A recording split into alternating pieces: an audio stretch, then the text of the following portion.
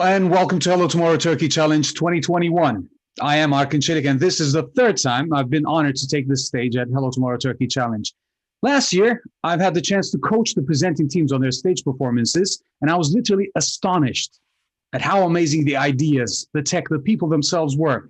Nonetheless, we've seen not one, but two of them share the global stage with the best deep tech startups in the world. Not only share, might I add here, they were competing for the top spot. Salzway and Iris Research were in the top 1% of the global deep tech startups, and this should tell us about the current caliber and quality of the deep tech ecosystem in Turkey and how we should be expecting the startups to be. When Hello Tomorrow Turkey was founded, the potential was very high, of course, yet the Turkish deep tech ecosystem literally did not exist. The first year, Turkish applicants were ranking in the 60th, 70th range in the global scale, and if you've been following Hello Tomorrow Turkey's inspirational expansion through our annual events, we, as the Turkish startups, are ranked in the top 12 for the second and third years consecutively now. I'm not a scientist, of course, nor is Timur and the rest of the Hello Tomorrow Turkey team. However, we all do benefit from a scientific approach. I'm a philosopher, an expression designer, and artisan of expression. My first time on the stage was in 2018 as the final keynote speaker, and I had introduced a novel concept in naming and explaining the so-called digital realm we've been so physically immersed in, especially through the last year and a half. It's numerocognition. It is how the structure of human cognition is modeled in machines that we call computers. How and where the code, software, and AI operate. The internet is a numerocognitive space. Our whole lives are embedded into this virtual yet still so much physical. Virtues and concepts, the mathematical dreams and visions of the human mind is uploaded and downloaded so simultaneously that we're always online. The collective mind matrix of humanity is what the cloud system essentially is. We do not question them anymore. We're online at a global event right now, fully present with our attention. You're paying attention to me, right? Yet some of us are thousands of kilometers apart, and the world is one. This planet is a whole spaceship running through the course of the void time-space continuum, which is beaming with consciousness. Humanity is one. When we look at the conversational topics of then and now, the immense difference in human consciousness, the collective knowledge of the ecosystem is so apparent that we can easily identify the evolutionary progress of our minds being sped up by this global pandemic. We've been given a chance to choose to see what's working for us and what is clearly failing in our tried and tested old ways. When I was on stage presenting Hello Tomorrow Turkey Challenge in 2020, it was January, and we did not foresee what was coming on all fronts, might I add. I'm not talking about just the doom and gloom of the fear of death and deprivation we were all subjected to. Some really good things happened during this time. For example, working on curing cancer during a global health hysteria. Iris Research, the Turkish team that won the local challenge last year and represented us on the finals, was later awarded by many other prestigious institutions. Last 18 months have shown us that we can learn from deep tech, and we can learn a lot from deep tech. How we can all benefit from deep tech, both as the public and professional sectors. Healthcare was at the pinnacle of the world's attention, administration of medicine and new ways to do so, aka vaccines. Education was first interrupted, then disrupted, transmuted into a fully numerocognitive state. Food and agriculture was reinstated the importance and care it naturally deserves, feeding us. And climate showing unprecedented changes, making us, humanity, really question our ways. These are the exact verticals of Hello Tomorrow Challenge. Is this a coincidence? I think not. Well, we are there. The future is now. All those crazy technological dreams are now closer to realization than ever before, and we feel that they can be achieved in a matter of moments. So the next breakthrough need not be on a tech front. Our esteemed keynote speaker today, scientific director of Breakout Labs, a partner in Breakout Ventures Fund, a scientist who in turn takes on the role of an educated investor, Dr. Parthasarathy, represents the next level of evolution in hybridization of humanitarian science and conscious business, where data becomes information through meaning, and knowledge is distilled into wisdom by action. This is an open call to anyone who hears me now. It is time. It is high time that we take action. Deep tech needs more than scientists, product managers, marketing specialists, artists to materialize visionary ideas, lawyers and financiers to create and manage corporate entities, philosophers and poets to keep the creative minds in check for ethics and to dream the dream where humanity is living its highest potential in joy, grace, ease, peace, and harmony. So, where do we start? Well, as I've already said, it has begun. It has started. Claim your own place. This is a movement. Başlat program has announced the winners a few minutes ago. Başlattığımız değişim, the change we've catalyzed with this Turkish deep tech ecosystem has resounded globally and is continuing to vibrate at higher frequencies. Hello Tomorrow Turkey has spawned this less demanding program in the form of Başlat Academy to help explore startups in their own ways around the deep tech and get introduced to a global network and see how the game is played at the highest level. Two of them will be presenting here today. This crazy dream of having Hello Tomorrow Turkey represented in Turkey has now evolved into an established hub. Hello Tomorrow Turkey has restarted its proprietary research to be released in September. This data, otherwise impossible to reach, offers invaluable insights into what deep tech can do for any business through its verticals. We're not realizing the potential, we're actualizing it. Just beneath the surface is a safety switch for humanity, so close yet so deep. Once we unlock this power, sufficiently advanced technology will be indistinguishable from pure magic. Ladies and gentlemen, or however you may want to be addressed, I am once again honored to be here in presence of a true magician. I've been a spotter on his expansive journey for the past 3 years, while he lifted the heavy weights around the world and made the impossible come true, bringing together the best minds, the best ideas, the best teams, and the best funding. My brother, Timur Topalgökçeli.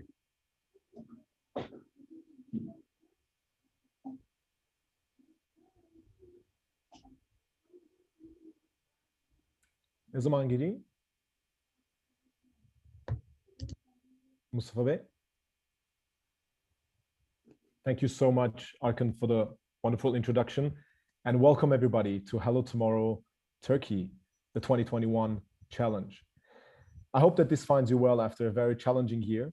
The last time we met was in person. We had a wonderful event on the 13th of January, 2020 in Istanbul. And we are very proud to say that in the meantime, we've done a lot of work. It is a pleasure today to welcome you virtually here in Istanbul and across the world with really distinguished people that are calling in from very early on in California all the way across Asia. I will share a few remarks with you today and therefore share the screen. I would like to share with you a little bit, a few of our activities that we're doing as Hello Tomorrow Turkey. As you know, we are part of a global family that started this journey around 2013 in Paris. Since 2016, Hello Tomorrow has a strong foot here in Turkey, an emerging market, vibrant economy with many ups and downs, but also a thriving deep tech community, a thriving entrepreneurship community. As you know, several unicorns have come out over the course of just 11 months. But this isn't where it stops. We as Hello Tomorrow Turkey believe in the power of science and especially of deep tech, coupled with entrepreneurship in solving some of the most challenging problems. What we do is actually, we try to build and sustain a deep tech ecosystem that helps to address these problems, regardless of your geography, your gender, your age. In 2016, we started the first of the international hubs here in Turkey because this was a challenge that we wanted to know. We are all entrepreneurs. I come from the energy sector. My colleagues come from biology and other fields across the globe, actually. Our mission was very simple. We wanted to strengthen the deep tech entrepreneurship ecosystem here in Turkey. It was important to discover and evaluate the best technology startups early stage. We wanted to bring those technology developing entrepreneurs together with the right stakeholders in order to make innovation possible and help them actually build those crucial sales channels that would keep them on their feet. We started to place services and products offered by the entrepreneurs within the corporate value chain of large industrial groups who are facing disruptive forces, who are facing a lot of challenges. And in turn, they need a strong innovation pipeline in order to look forward and go forward. At the same time, we are looking to enhance the value chain with deep technology and innovation on a global scale and built a true neural network of deep tech entrepreneurs. Turkey is connected to all different 7 hubs of the Hello Tomorrow stage so far, and across the 130 countries where we are receiving thousands of applications for our Hello Tomorrow challenge. We've been doing a lot of work over the past year. In Turkey, this is just a snapshot. We try to put in together the work that we've been doing. This is not just the challenge. We have really started to produce research, create awareness about climate change and scientific challenges that we're facing as humanity. We are founding partners of several very strong, high impact ventures, as well as also foundations across the country. We do not just focus on Istanbul and Ankara and Izmir. We ventured across the 4 corners of Istanbul, and we've seen the tremendous potential that is there and connected this to some of the peers across the globe. So this is where we've left it the last time. We had this physical event, and as you know, every year we have thousands of applications, and it was really humbling and honoring to see that among the top 80 of over 5,000, so that's only 1.5% selection rate, we had 2 startups from Turkey, and they joined a cohort of the top-notch deep tech startups of the Hello Tomorrow global family. We've also been very quick. I think it was the second or the third of such in the world after Germany and Estonia to organize a Coronathon when all of a sudden our worlds turned upside down with the global pandemic. And we joined forces with entrepreneurs from tech to software, from deep tech to software tech, in order to come up with some of the most immediate concerns that we had, while everybody was staying at home to preserve public health. We also, with our Hello Tomorrow global family, were quick to actually gathering together startups that were addressing some of the challenges that COVID was making us face. They went from all sorts of diagnostics, drug discovery, and other support systems, digital or hardware. Very soon after, in June, we launched a new brand together with 2 partners because we wanted to ask the question how corporates can build trust by using technology. And we've had ministerial presentation, but also industrial and engineers and scientists join us from the world. We wanted to show that even from our couch at home, we could make a difference and try to bring people together by creating human impact. We started together with Facebook, an academy that helped early stage technology investors venture into technology and deep tech. This is the final that we just finished. We won a grant by the British Council. Great Britain is hosting the COP26 climate change summit this year in order to create awareness about climate change, but also show clear and concrete examples of solutions that can address climate change. As such, we have also continued together with our global team, our global partners in Paris and also across the world, like Singapore, to work on deep tech research and provide consulting. As such, several reports have been published, and you can look at them, you can read them on our websites. We have done so from the Paris team, as well as from the Turkey team, and we are right now in September about to publish 5 more technology trend reports as part of the Başlat program. And this really helps to address some of the data gaps that we are facing, not just in Turkey, but across the globe, across deep tech. We've also created some soft impact. We've reached into all corners when we were all stuck at home in order to create awareness among hundreds of thousands of students, especially because these are the ones that will help us build a robust response to climate change. These are some of the gazillion Zoom calls that we had.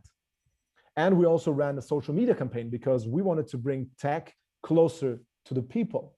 And as such, we ran those across universities. We had a partner network of over 25 universities here in Turkey.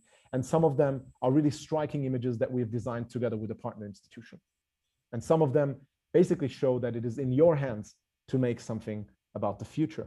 And this is really what brings me to Hello Tomorrow Turkey's actual core. We have gone numerous times on television across written and digital media in order to vitalize and bring together this community. And we're very proud to say that currently in Turkey, we have over 5,000 innovators that have come together and that are all working hard in order to bring more deep tech entrepreneurs and startups come to fruition.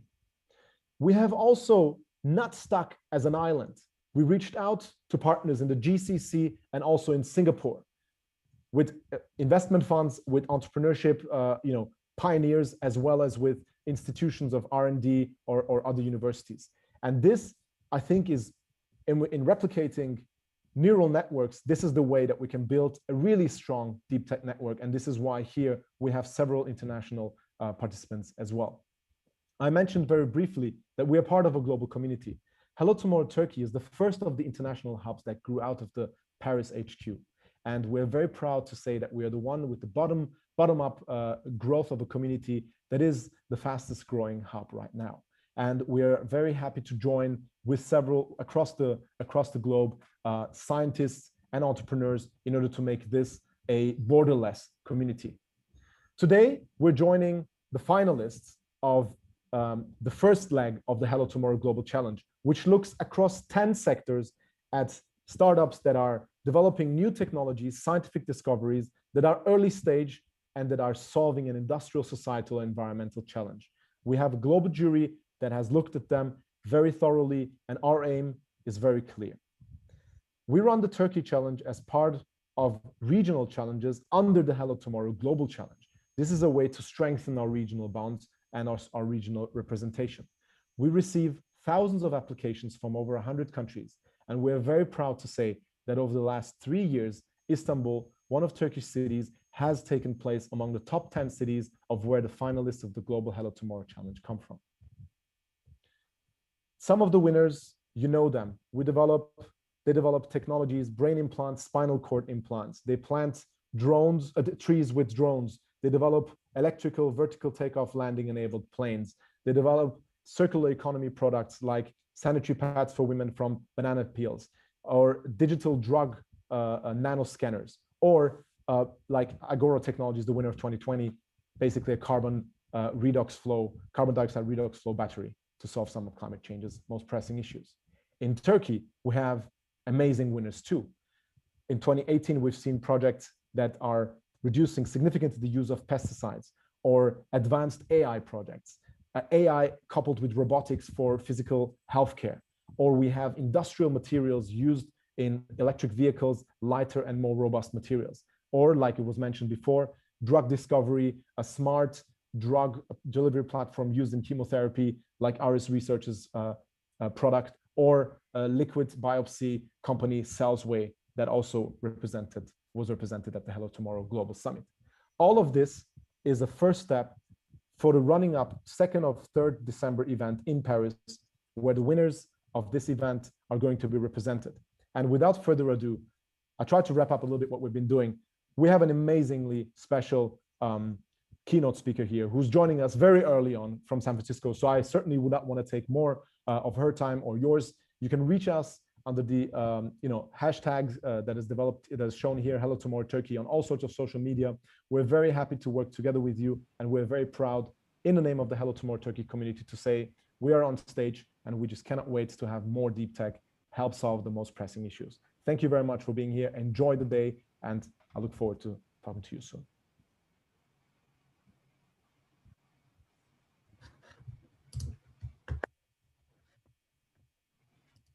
So when we talk about technology, we're usually predisposed to neglect the evolutionary aspects of it. Over the astoundingly short course of time, we've actually been able to call it technology. The first piece of tech was a stone picked up from the ground and used with a purpose. What's the definition of modern technology? How is deep tech any different? To ask and answer these questions better than mine are our keynote speaker. She knows both sides of the coin when it comes to deep tech investment, the humanitarian science and conscious business hybridization that I was talking about in my opening remarks. So when I say there's none better than her to listen on the matters of the latest advancements in the world, I'm not exaggerating. A valuable member of the Hello Tomorrow Global Challenge jury and many other boards and panels worldwide. I'm cutting it short, believe me. Ladies and gentlemen, please welcome Dr. Hemai Parthasarathy.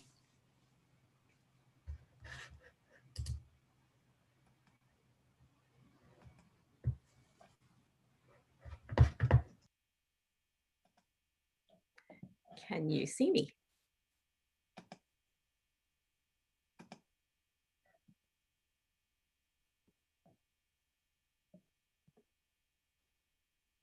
Hema, I think there's a 3, 2, 1 count. Mustafa? Yeah, now.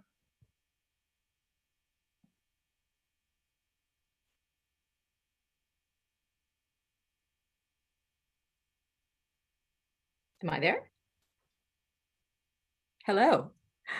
It's a great honor to help kick off this Hello Tomorrow Turkey event all the way from San Francisco.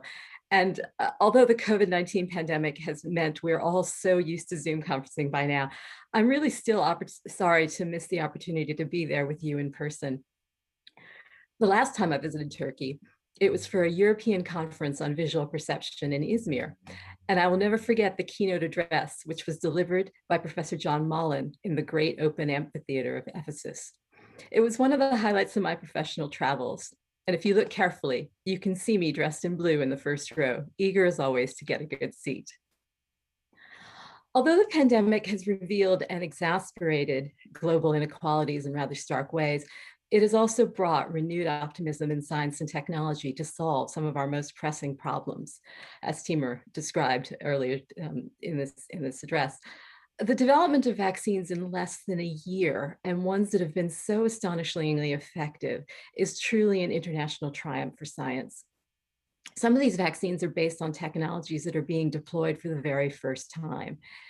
And while COVID-19 is still wreaking havoc in many parts of the world, thanks to cutting-edge biotechnology, rapidly mobilized by industry, we have hope for a less deadly and more rapid end to the pandemic than we might otherwise have seen.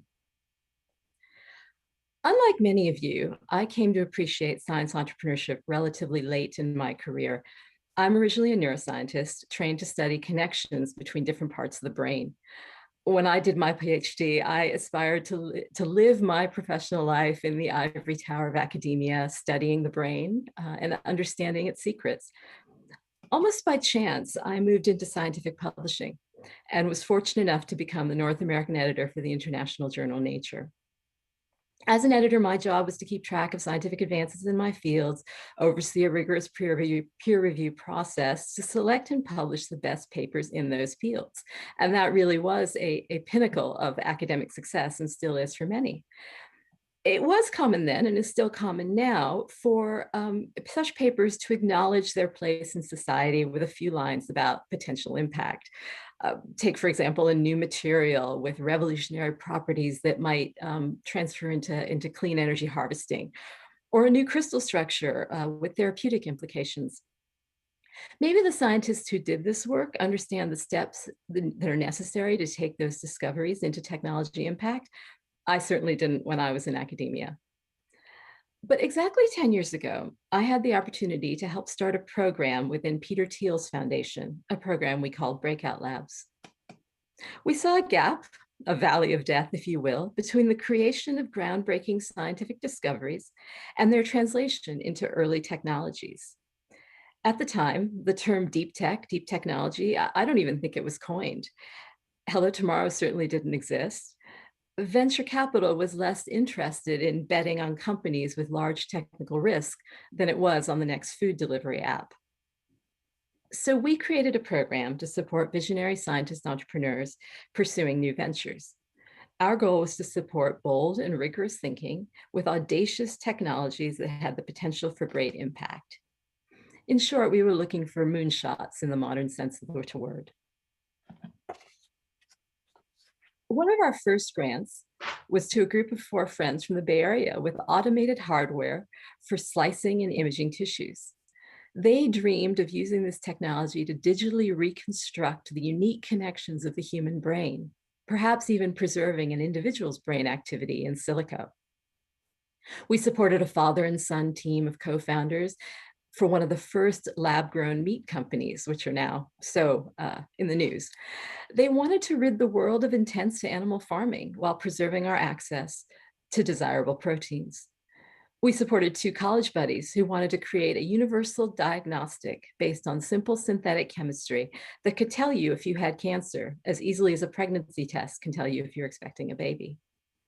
We supported nuclear physics graduate students who wanted to turn a simulation for moderating positron beams into a means for interstellar travel.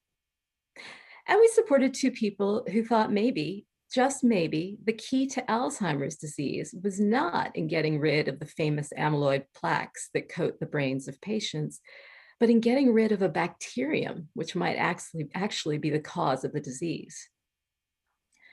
In all, We eventually supported 50 companies over the course of a decade, and our program is now coming to an end this summer. So we want to ask ourselves, how's it going? How did it go? What have we learned from this experiment in supporting moonshots?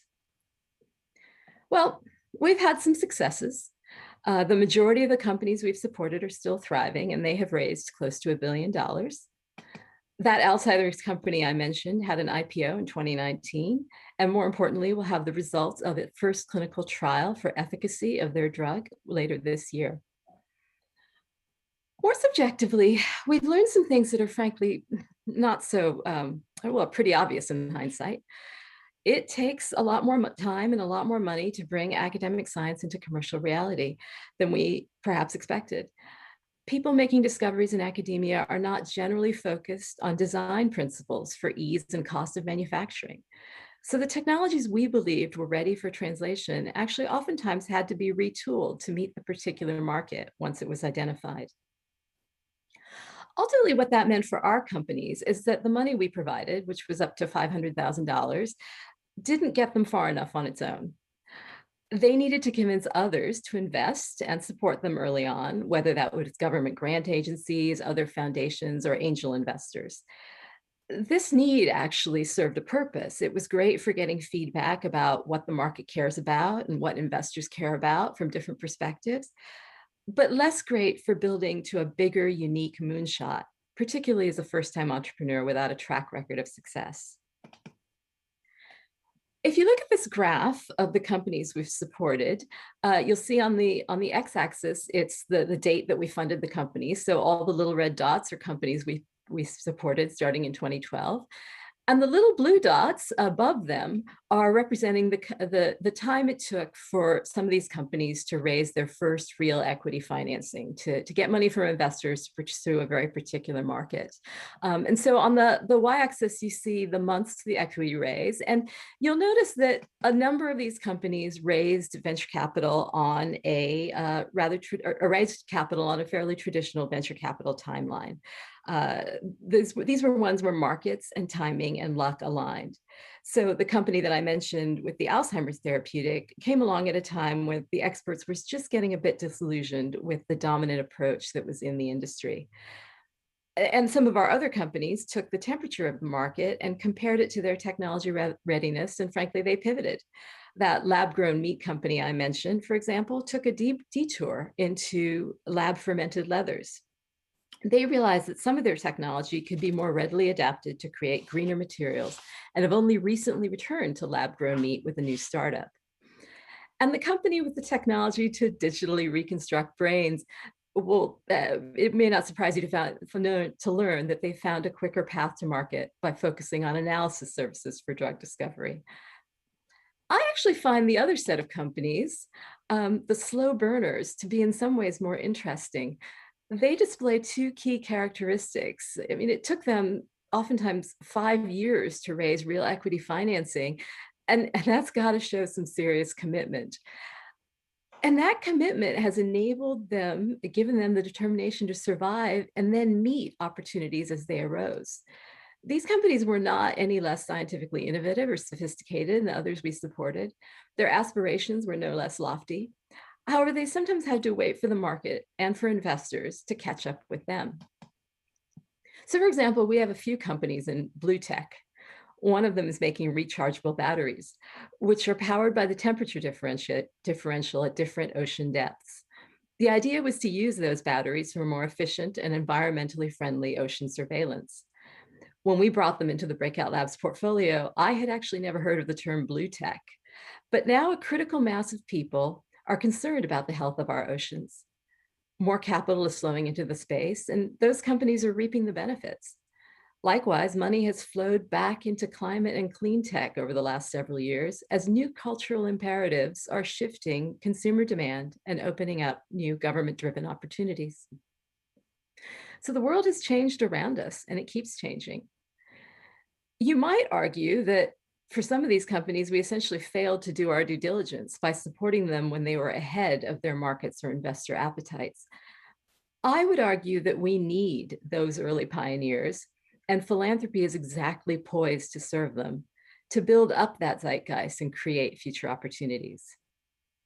Which brings me to the title of my talk, Revolution versus Evolution in Deep Technology. There's a lot of rhetoric around deep tech changing the world, of going from 0 to 1. It's the Elon Musks that take up disproportionate share of the conversation.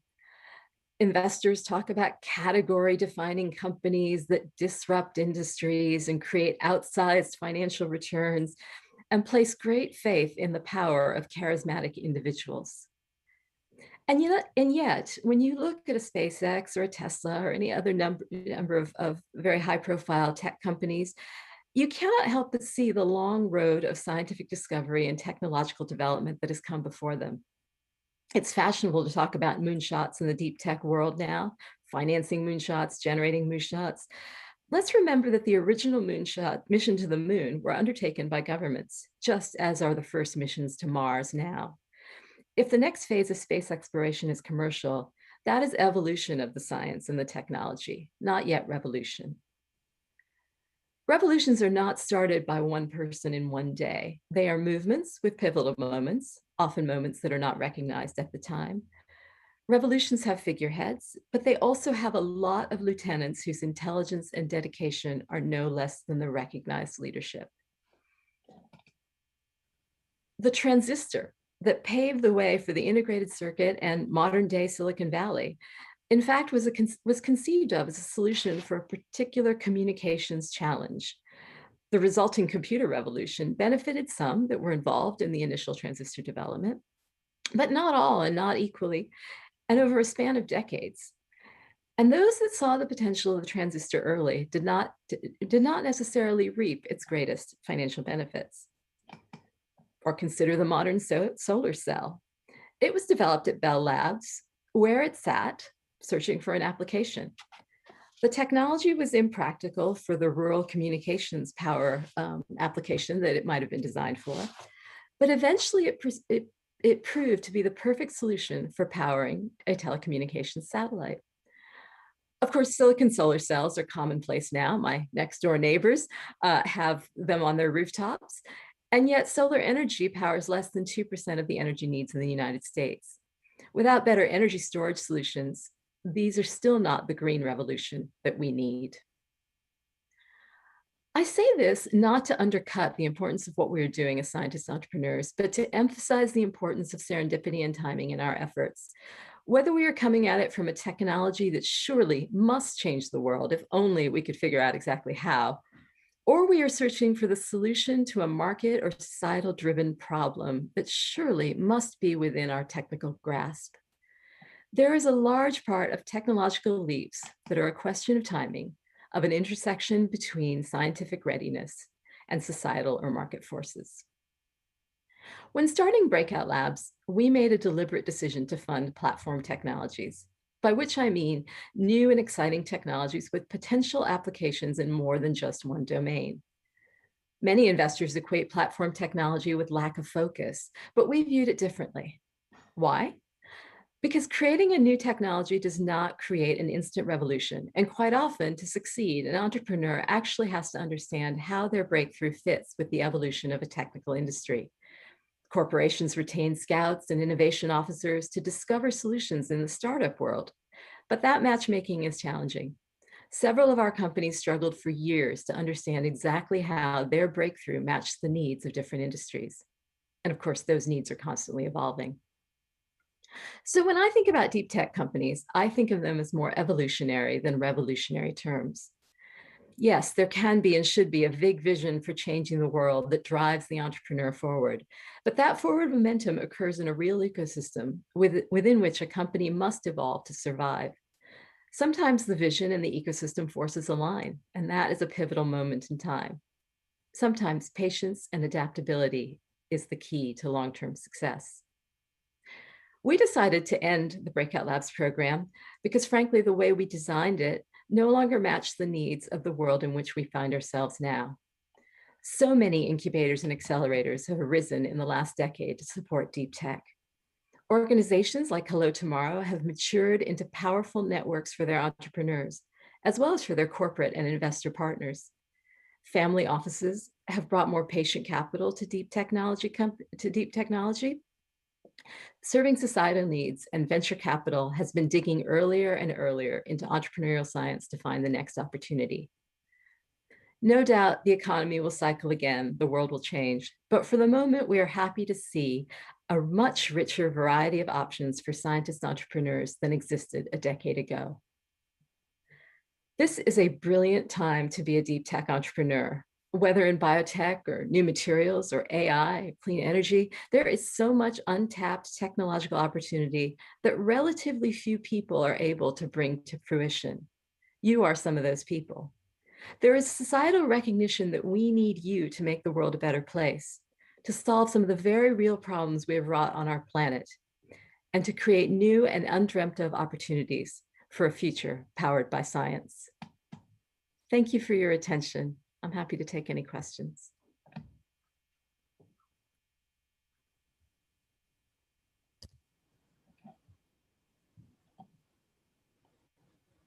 Thank you, Hemai. Thank you so much for this very inspirational keynote. We're aware of time, so please let us know when you have to go on to the next meeting, but I'm sure there's a lot of questions right now pending, and we receive them as well in written format. But we love this topic, revolution versus evolution. There's a lot that we need to evolve on still, and there's a lot we need to revolutionize as well. Let me just ask one question. We've been researching a lot the actual restructuring of the way we produce things, anything from drugs to industrial applications to software. And I think it's time to stop producing in one way resources that are not abundant and that creates harmful externalities. How can we work and learn to work together with nature in order to use our new technologies, the new platform technologies that you have mentioned, to create more circular structures of production? How and what will be the role of deep tech to help us do this even better across the world? That is a big question. I think you've hit on a couple of things that are worth underlining. The distributed manufacturing revolution is going to happen. I think I was when we started supporting some of the companies in biotechnology that were fermenting new materials. One of the things that they talked about was being able to do that in locales around the world, right, and not needing this sort of transportation infrastructure for many of the things that we do today. Likewise, we have companies that are using electrochemical catalysis to produce materials from carbon dioxide in the air, right? And they can do that locally. So originally, when we funded those companies, actually, we got a lot of pushback from the corporate world that was saying, you'll never be able to challenge manufacturing at scale in a central location. And they have changed their tune. So I feel that is a zeitgeist, a change that is happening. Harder than that is the circular economy. I think that there is a lot of lip service and a lot of good intention paid towards recyclability, biodegradability, but getting that chain fully worked out and getting those incentives aligned, I don't think is a challenge that has been begun to be worked out, but definitely a necessary one. Thank you, Hemai. You have a very interesting profile as a scientist turned investor. And we've had very great conversations in Paris and also in written format about the role investors play and the changing role from the public funding, equity-free funding that a lot of deep tech receives and traditionally has received to the private funding. What are the core things that investors should be looking at when investing or when contemplating to invest in deep tech startups? You're ideally placed to help them. Well, there's no such thing as one investor anymore. And I think that's actually one of the great things about how the deep tech ecosystem is developed. I mean, yes, there are billion-dollar funds that need billion-dollar returns in order to justify their existence in the investor world, right? And so they're looking at a particular subset of companies that have such enormous potential that they can make the returns they need. There are other more philanthropic efforts, more patient venture capital that is really there to solve particular problems, whether it's climate change or healthcare technologies. And I think they can afford to look at companies that, for example, may be acquired by $50 million but still have an enormous impact in the healthcare sector. So I think the important thing for an entrepreneur, of course, is to understand their investor and what those incentives are that drive them. What's important for the investor is to look at, the readiness of the technology on the timeline that they're looking for. If you're trying to create a cure for autism, I'd say that's a really long game, in that we don't really understand what the cause of autism is. Maybe there's more philanthropic investment that goes in there. If you're looking for a new manufacturing technology that might be, the pieces of which might already fit together, and you have an entrepreneur that knows about it, then I think that you're in a different category of technology risk. In any case, you need the team, you need the entrepreneur that convinces you, and that they are the person that has the commitment and the intelligence and the network to build the company that's going to make things happen. Excellent. One final question, if we may, just conscious of time. In deep tech, we see amazing, juxtaposition of different technologies. You see AI and machine learning, applied to the medical sector or other industrial appliances. With the emergence of quantum computing, you have ever more processing power, and the list goes on and forth. What is, for you, some of the most exciting areas where you see technologies merge and create ever new opportunities? Actually, you mentioned some in space technologies and in the healthcare sector. Maybe some concrete examples to wrap up this very interesting session. I'm originally a neuroscientist, so I am, and at the time that I was studying neuroscience, AI and deep learning was the principles actually existed, but what didn't exist, and they were deep learning principles were derived from our understanding of the brain. And now we actually have the computing power to take deep learning to a level where it can solve problems with big data. So, everybody talks about this, right? But there is now a real opportunity to take biological data, which is so intensely complex, and build from it using the tools of AI. So I see that intersection of AI and biology as particularly powerful. I'm not sure I can come up with any particular examples, but I think that the synthetic biology revolution is also turning biology into an engineering problem. So to the extent that we can take biology, take neuroscience, and create tractable problems that are informed by engineering principles, I think there's a real opportunity there. That's wonderful. Thank you so much, Hemai. On behalf of the entire Hello Tomorrow Turkey community and the Hello Tomorrow community, which you know very well, we'd like to thank you for taking the time so early on in your day, for sharing your very interesting insights and your unique experiences. We hope to host you in person soon, and we hope to meet you all once the pandemic really calms down. Thank you so much for being here. I look forward to seeing you in Paris. Same here. Bye-bye. Bye.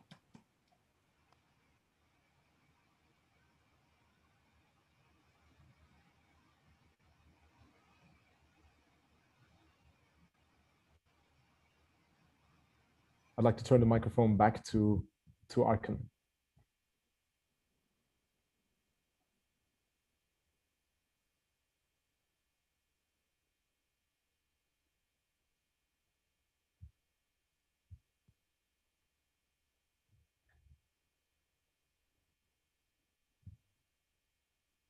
Arkın, can you hear us? Yep, I am. And yes. I was expecting to see my face on the screen first. It was really enlightening to hear her talk about what we've been talking about all this while, and how overlapping everything that we've been planning, doing together, is getting together worldwide. So it doesn't change anything if you're living in Turkey, you're a startup from Turkey. If you have that idea, if you have that drive, that passion, and you have the technology, you can literally conquer the world, because the world, as I've already said, is one and together. Hello Tomorrow Turkey Challenge challenges not only the startups, but also everywhere else in the world, the venture capitals, because they really should know what they're doing, what we're doing. We really should pay our attention to the next 10 startups because one of them might be the next unicorn. We have 10 of them lined up now, and Hello Tomorrow Turkey Challenge 2021 is 10 pitches in total. They will pitch for 3 minutes. The presentation will be followed by a 3-minute Q&A session, and then we will have little intermission between the 5 and 5, the half, which is going to be followed by the VC panel. Okay, first of all, let's talk about what the jury is going to look for, because there has to be a technological innovation. Is it new? Is it realistic? If there's no innovation or it's not developed by the team, unrealistic or unproven technology, the jury will be looking for something new, realistic, and with inventive and innovative applications. This is the first criteria. The second one is potential impact on business or society. Is it positive? Is it long-term? And is it going to be reaching many people? A project that solves a crucial issue for the future of humanity clearly wins here. Economic viability is the third criteria, which means, is the market large or growing? And does the team have a clear business model and a development plan working? A potentially large market that is nearly uncharted yet with a very clear and convincing business plan is going to be the winner. Leadership and team, does it have both technical and business skills, experience, and network necessary for any kind of success? And in case of a tie between several projects, a passion or heart tiebreaker criteria is used. Going to break some hearts, but it's going to be, I love this project, let's make them win. But the decision is going to be given by the jury, of course. Hello Tomorrow Turkey Challenge is really proud and honored to welcome our 4 juries. Representing Viveka Technology Incubator, the co-founder is Emin Okutan, and Salto Digital SL CEO Petri Sarinen, and SOSV partner Benjamin Joff, and Throughline Networks founder Phil Dillard will be with us here today as the jury. And these esteemed jury will be looking for the criteria that I've just told you. Now it's time that we begin. Globally, 186 million people suffer from infertility. In vitro fertilization can help to some degree, but overall success rate is only 20%. And the most important step that determines success is the embryo selection. In digital health and medical services, medical devices category, our startup is Auctifera Scientific. They have developed an objective, automated, and robust deep learning algorithm to aid in the embryo selection decision-making. With their objective and innovative method, human error is minimized and more than 95% accuracy and unbiased consistency in grading embryo quality is achieved. To tell us more is the founder, Dr. Koray Yozgatlı. Hi, everyone. Thank you for the introduction.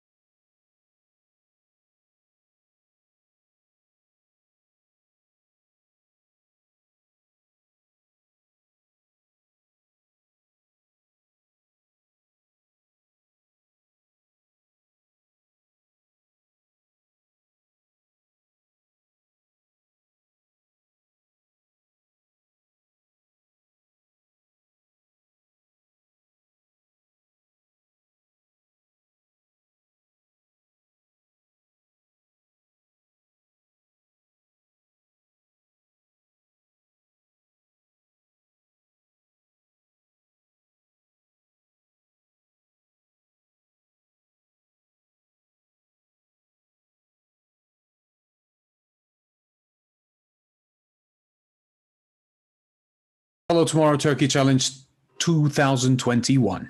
We will have 10 startups pitching here today, back to back, but there'll be a little fireside chat between the first 5 and the second 5. So as I've literally described what the criteria will be and announced the jury, it is time for us to invite our first startup. It is Auctifera Scientific to take the stage, and to tell us more is founder Dr. Koray Yozgatlı. Hi, everyone.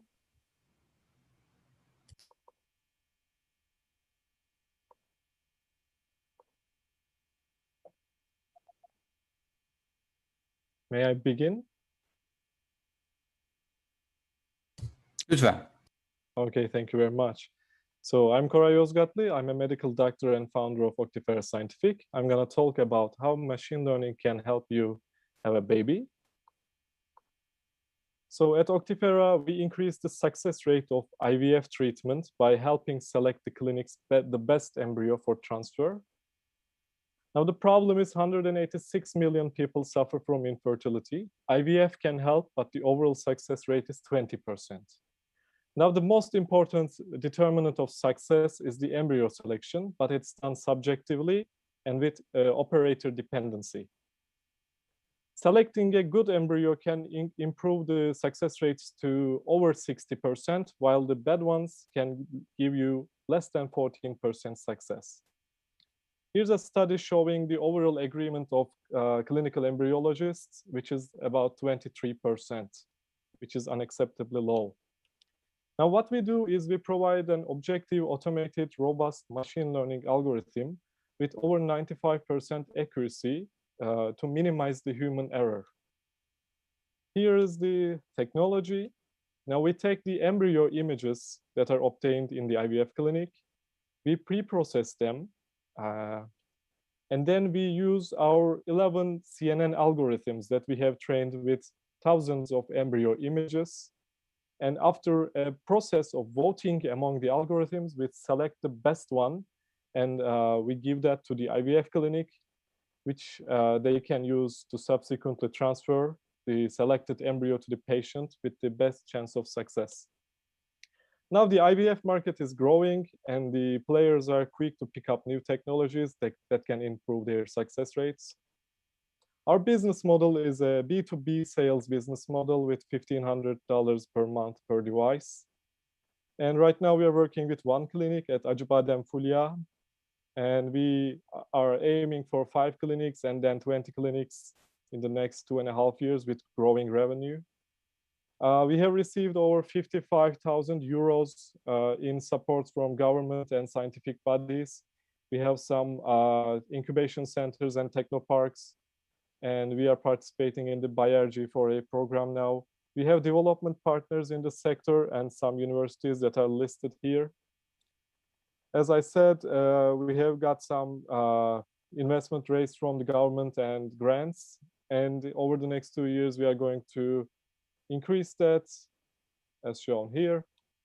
Now, our team is a multidisciplinary team consisting of professionals in image processing, AI, and of course, IVF treatment and healthcare, and product development. As a team, we are looking forward to help patients go through IVF clinics and IVF treatments with success rates, with increased success rates. Thank you. So this was the first startup to pitch today, Auctifera Scientific, and I would like to address our jury right here, right now, if they have any questions. Can I start? Yes, please. Yeah, thank you so much for your presentation. So the problem is obvious, no comment on it. And do you also produce this device, as I saw from the business model page? So you're just trying to solve the device itself, right? Now, what we do is, for data protection reasons, we place a small computer on the premises of the IVF clinic. The main thing that we are producing is actually the algorithm itself. The device is rather simple, but we are also making that one as well, as I said, for data privacy reasons, KVKK reasons in Yeah, because of GDPR, so you cannot integrate your image processing to the existing devices in the hospital, right? You can do that. That would be more difficult. What we can't do is we cannot take their data and we cannot take it abroad to Amazon Web Services or services like that. So we use our own workstations, which we have purchased in the last year. All right, I see. So your algorithm, your image processing will select the best one among the embryos, right? Just exactly. One. So one embryo will be transferred, not 2 or 3, or it depends on the doctor's decision, by the way. Good. No, it doesn't really depend on the doctor because in Turkey, the law says that you can only transfer 1 or at most 2 embryos from a cohort of usually 10 to 12 embryos. In other countries, there can be some laxity in the laws, but overall, for healthcare reasons, the most safe practice is to transfer the minimum amount of embryos. Okay. The last question: how many IVC, right? The center, the name of the centers. IVF center. IVS. So what is the number of these centers in Turkey? So in Turkey, there are 149 centers. In Cyprus, there are about 60 more. So nearly 200 that we can reach quickly. More than 200. Yeah. Thanks. Thank you. Any other questions?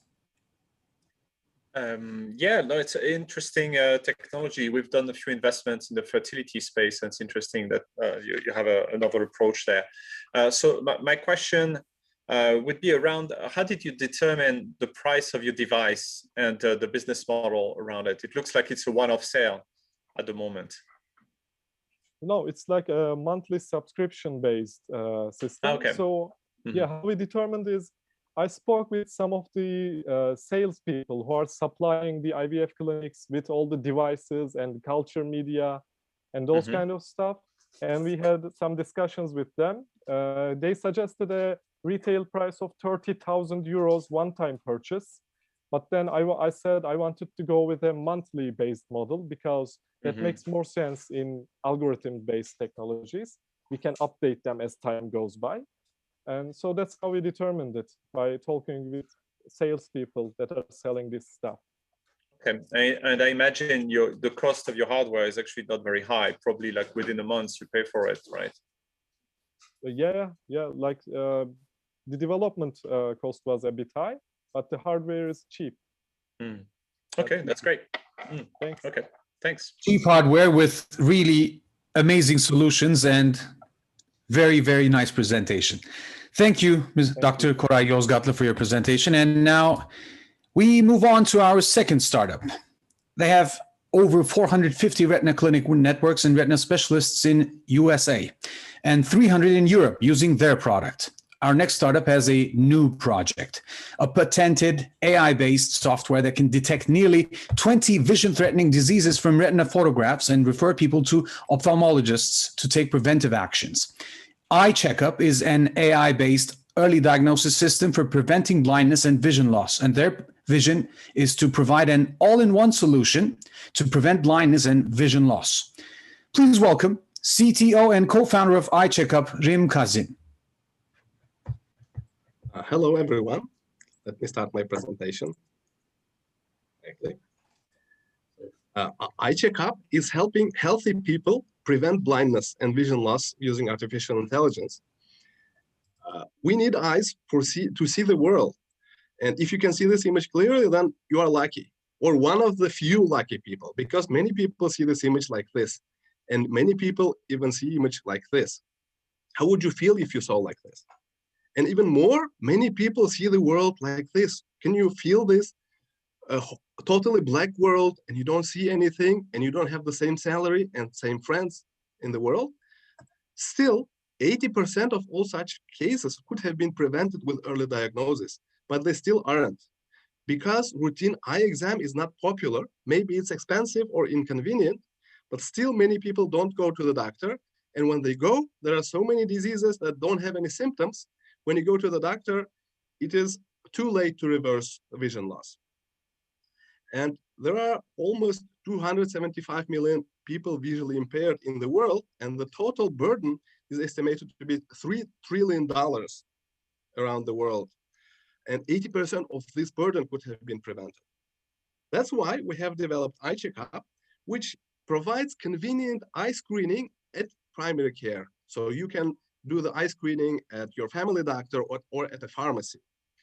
We take the retina images of the patient, send them to our patented artificial intelligence algorithm, and if everything is okay, algorithm says come back in 12 months, and if any pathology is detected, algorithm says go visit a doctor. So we want to catch healthy people who have risk of vision loss and send them to the doctor for treatment. Our first version has very high accuracy and is ready for production, and we are preparing for clinical trials at this moment. And it is perfect timing now for EyeCheckup because in United States, AI-based retina screening is covered by insurance using this CPT code 92229. So tentative reimbursement is $53 in United States. So it means just in United States, 1.5 billion annual market has been created. 3 companies already received almost $72 million of investments. And what's more, 14 different countries, including Holland, Mexico, United States, have already scheduled pilot programs for AI-based retina screening. We have 3 competitors. Some of them detect only one disease, diabetic retinopathy, and all of them are limited to a single camera, while EyeCheckup intends to detect over 20 diseases and is planning to use all high-quality cameras on the market. Our previous successful project, New Vision Fundus, is being used by over 550 retina specialists in Europe and the United States for analyzing images and preparing retina reports. So actually, we were already working with retina images. We just added a little magic of automated diagnosis. We have 3 dealers in the United States and on-site technical support. So we are ready to take our place in the United States. Your time is up. Oh, sorry. Okay, so briefly about our team. I have over 20 years experience. Our academic advisor is a retinal surgeon. We have worked together for 3 years. Our advisory board has very strong people. We have 12 people, 6 of them machine learning engineers. Very big market. We have received lots of support. And also, very briefly, FDA. Thank you for your time. You are really over time now. Dear members of the jury, do you have any questions?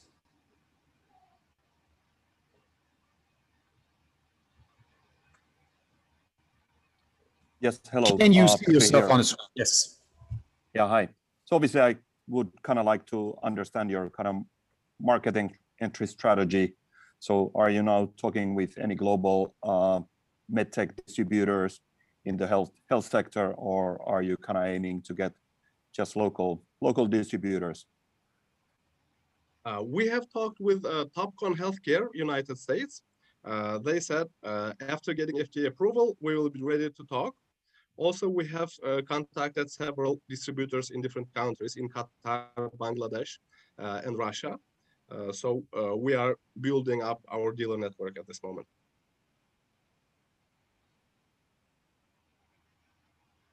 And we have received support from global equipment manufacturers, from Canon, and Optomed has provided cameras free of charge for our clinical trials, which is scheduled for August. And we have received support from 4 government agencies, grants actually.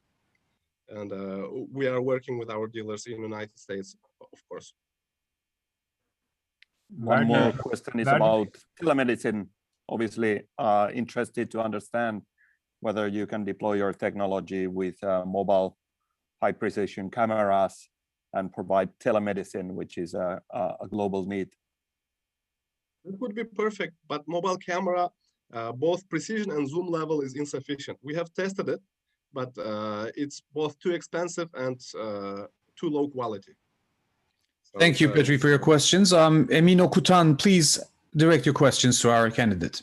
Thank you. This is out of curiosity. So the data you collect is it also considered a biometric, data, like when you're processing this? Does it overlap with any privacy issues in this case? No, we have collected just anonymous images from our local hospital and other agencies. This is just images and no other data. So we have diagnosed them using our doctors. Thank you. So do we have any other questions, Benjamin? Very quick. Which hospital or which university will you use for the clinical trials? Where is the place? It's Akdeniz University in Turkey. We have scheduled 900 patients in next month. All right, thanks. Benjamin has a question for the next 20 seconds. Yes. Yeah, very quickly. What's the development stage of your product? We have two versions. One is saying normal, abnormal eye. The other is diagnosing diabetic retinopathy. It's almost finished. It's in POC state already. And we are working on more diseases. And let's work more on our next startup.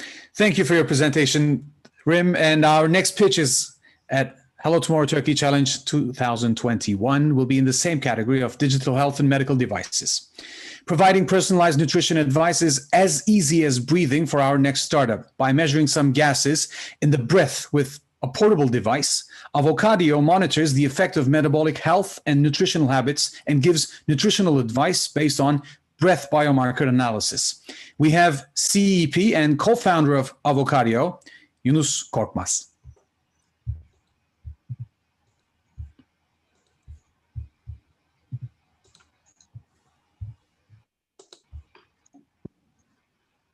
Hello, everyone. I guess most of you had something to eat for breakfast this morning, but would you like to know how what you eat for today is affecting your metabolism? Or what would be the right and healthiest choice according to your metabolism for tonight for dinner? I would like to talk about our startup Avokadio, which can provide you this information as simple and easy as a single breath. So most people struggle to make right and healthiest nutritional choices because there is a lack of solutions providing them the effect of their eating habits on their metabolism and giving them really personalized nutritional advice. So wrong decisions are being made and people face problems such as obesity or being overweight. So here comes Avokadio. We have developed a portable device. You just simply blow into our device for 5 seconds, and we can measure some of your breath gases, which gives us an indication about your metabolism and actually how your metabolism is handling the food that you eat. And by using this data, we can provide really personalized nutritional advice by the help of our AI-backed nutritional algorithm. So we measure ketones and ammonia in breath and give really personalized advice. So we would know how you eat is affecting during the breakfast, your metabolism, and what would be the right choice for you for dinner. So my name is Yunus Konmaz. I have more than 25 years of business experience. And like me, our team is consisting of experienced and international people. Our business model is based on device sale and subscription, but we really want to have a recurring revenue. So we built our revenue model based on subscription, actually. The main feature that's distinguishing us from our competitors is that we can measure multiple gases, which gives us a better understanding of metabolism, and we can provide AI-based nutritional advice to our consumers. So far, we have scientifically validated our solution. We did some clinical trials with our prototypes, and we have published our clinical papers. We have our first customers, and upon a request, we did our US entity formed, and we want to continue having more consumers, especially in the United States, and get more data to enhance our AI algorithm. We want to focus on $4.4 billion US dollars of diet and fitness app, but we want to also expand to the other markets as well. We want to acquire our first 2,000 customers in the United States, so we need some investment for that. And we will use this investment for production, marketing, and HR reasons. Thank you very much for listening to me, and I wish you all a healthy day. I love it when they finish early. Yeah. Okay, so do we have, yes, a question from Emin Okutan. Thank you for the presentation. As you know, this is a B2C market, it seems. Yeah. what is these early customers are like? Can you give more information? Like who really is very, has a very, very crucial demand on this type of product? At the moment, actually, we are working with some dietitians and clinics in Turkey and early users who wants to actually lose weight. But also there is another market that we want to focus on is the guys, especially some university and college athletes in the United States who wants to track their nutritional and their performance on exercise. So we can say two customers you can have. One of them who wants to lose weight. The second one is to track their exercise. And let's track Mr. Benjamin's question. It's interesting to try biomarkers like this. I didn't know you could try ketones through the breath. So I suppose that what's the user experience like when you use the device? Is it like immediately after you eat, or you have to wait like 30 minutes or something like that? The thing is that you have to use the device before you eat, early in the morning, for example, after 1 hour of what you eat, because usually metabolism takes 1 hour to really understand what you are doing. So it can be used early in the morning and 1 hour after each meal, and you can track your eating habits. Okay, because we have an investment in the space called Food Marble. Maybe you're familiar with that company. Yeah. They track different things, but I'm also curious because the price you suggest for the subscription is pretty high. I guess it's kind of similar to the question that was asked before, like who has the high enough motivation? I understand the price was like $60 per month or something like that. No, that was for the device actually. What we want to do is that overall, because we know the prices, we will we will get something like on yearly subscription, $150 or something around that.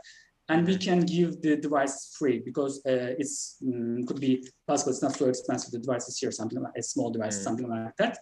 So that's why we want to build our model on subscription. Actually, we don't want to be a device selling company, but a subscription model, providing more information.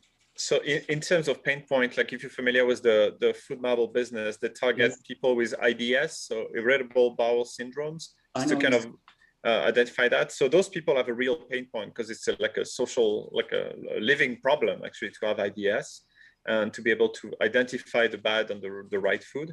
I guess, as you mentioned, like the customers motivated by sports performance might be good. Have you done some initial trials with customers already? Yeah, we have some already paying customers in Turkey. We will work with some diet clinics and dietitians in Turkey to see how they react, and also final consumers who are not working with any dietitians.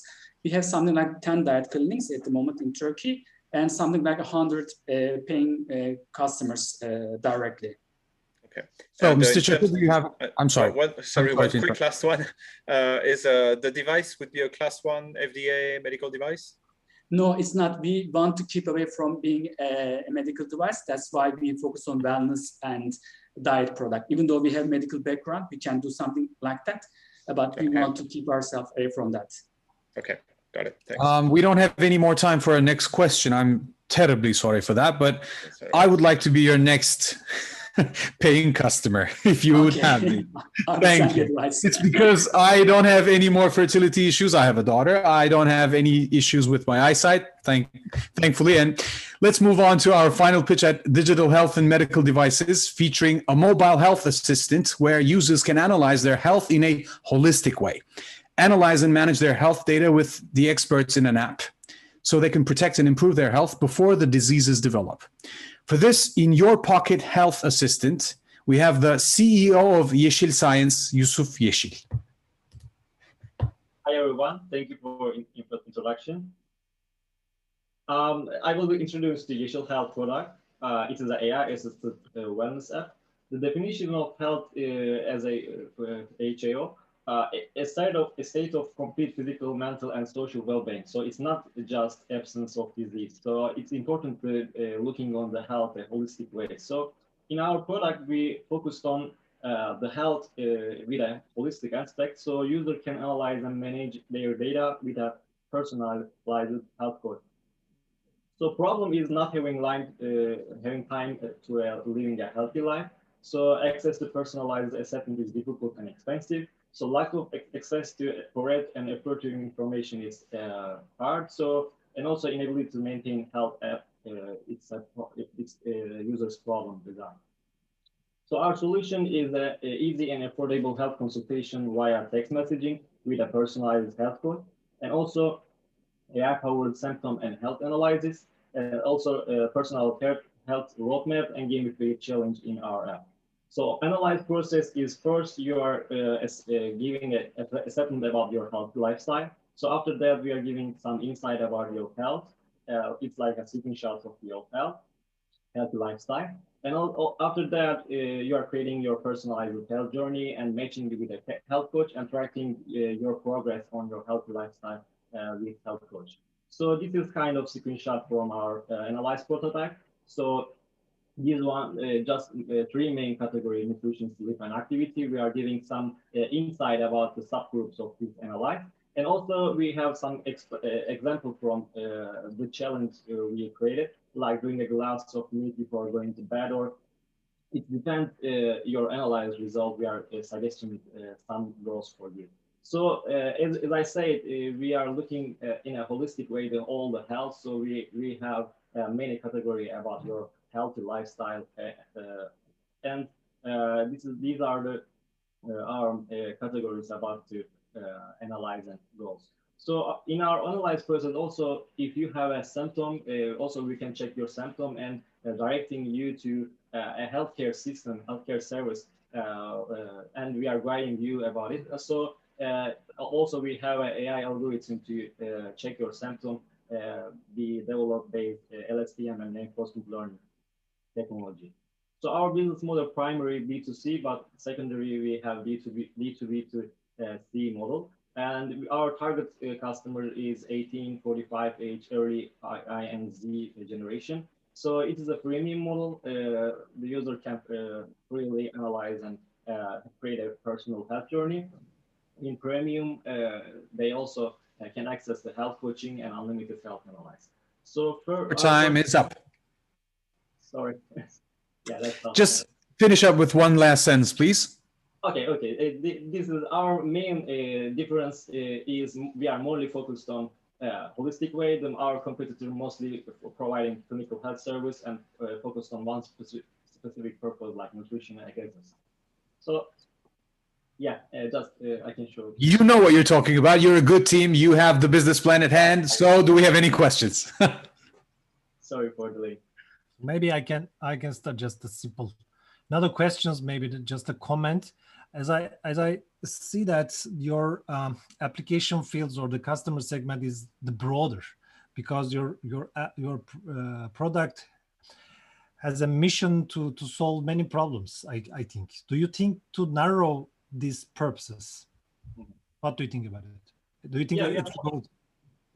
Yeah, we are more focused on healthy lifestyle. So we want to change these lifestyle habits. So our aim is specific, but the lifestyle change is broad to different categories like mental, social, or physical, or sleep, or nutritional, or something like that. But the user wants to manage all of them from one app. It is also super app concept. So because of that, we focused on many categories, but more not a deeper dive to all of categories. Any other questions? Yeah, my question was, hi Petri. My question was related whether your application is kind of aimed for wearable devices or mobile devices. So are you kind of integrated to Samsung developer API, etc.? Yeah. Now we are working standalone, but after our second version, we are aiming to connect our app via Samsung Health, Google Health, and Apple Health to fetching their data and analyze also their data to aiming to improve our analyze to user. Mr. Benjamin. Yeah, quick question. So it's a little bit difficult to evaluate your service innovation because I know there's already a lot of like symptom checkers on the. It looks like in your case, the real response will be whether you get market traction. So my question would be, how do you plan to actually acquire customers? Because we are a mobile app and we are only on B2C business model, we will use the digital channel mostly, and our main customer acquisition plan is based on referrals, because health is based on it is very important to reference friends to our app is in health marketing. Mouth-to-mouth marketing is very important for us. So because of that, in our app, we're also planning to build a model to promoting users to refer our app to another friends. So mouth-to-word marketing is very important for us. Okay, I guess the proof will be in the pudding. Last 5 seconds, and I have a question myself. When are you coming up? So you can't answer it. Anyway, thank you. It was amazing to have you here. And this is the final startup for the first part. Founded upon the promise of delivering rich and accurate rural agricultural intelligence in a timely manner. Our first startup to pitch on food and agriculture category is working on telling the complete story of the fields, exactly when their customers need it. The story of what is cultivated where, when the sowing started, when the harvesting ended, what is the condition of crops there, regional averages of cultivation, and data-backed projections, so forth. Please welcome the CEO of Agcurate, Osman Baytaroğlu. Hello everyone. Hi. Unlike many industries, agriculture is barely more transparent than 30 years ago. It hurts consumers and farmers alike. We need food security, but agricultural prices are the most volatile ones across many industries. Consumers started demanding more sustainable agricultural practices recently. On top of that, the climate is changing, and ensuring both sustainable production and food security is a growing challenge.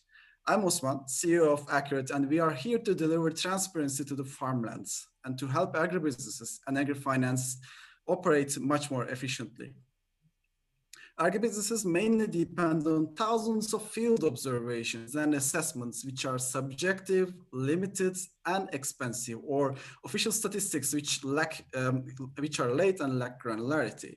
Without the necessary rural intelligence, the majority of 500 million family farmers are still uninsured and unbanked. They have no options to secure their future. We believe there's a common ground to solve both challenges through satellite imagery and machine learning. We monitor regions with satellite imagery. We detect farmlands, fields, crops, productivity, and sustainability indicators via machine learning, and deliver accurate and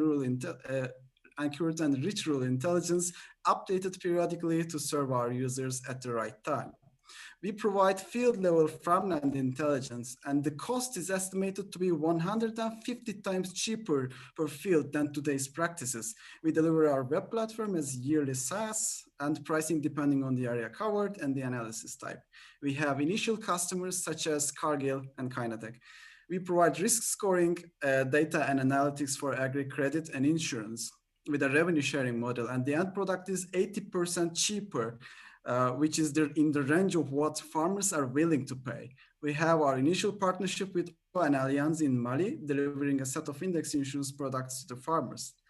Our serviceable addressable market size is $4 billion. And an interesting key fact is that the index insurance subsegment is skyrocketing with 45 yearly growth.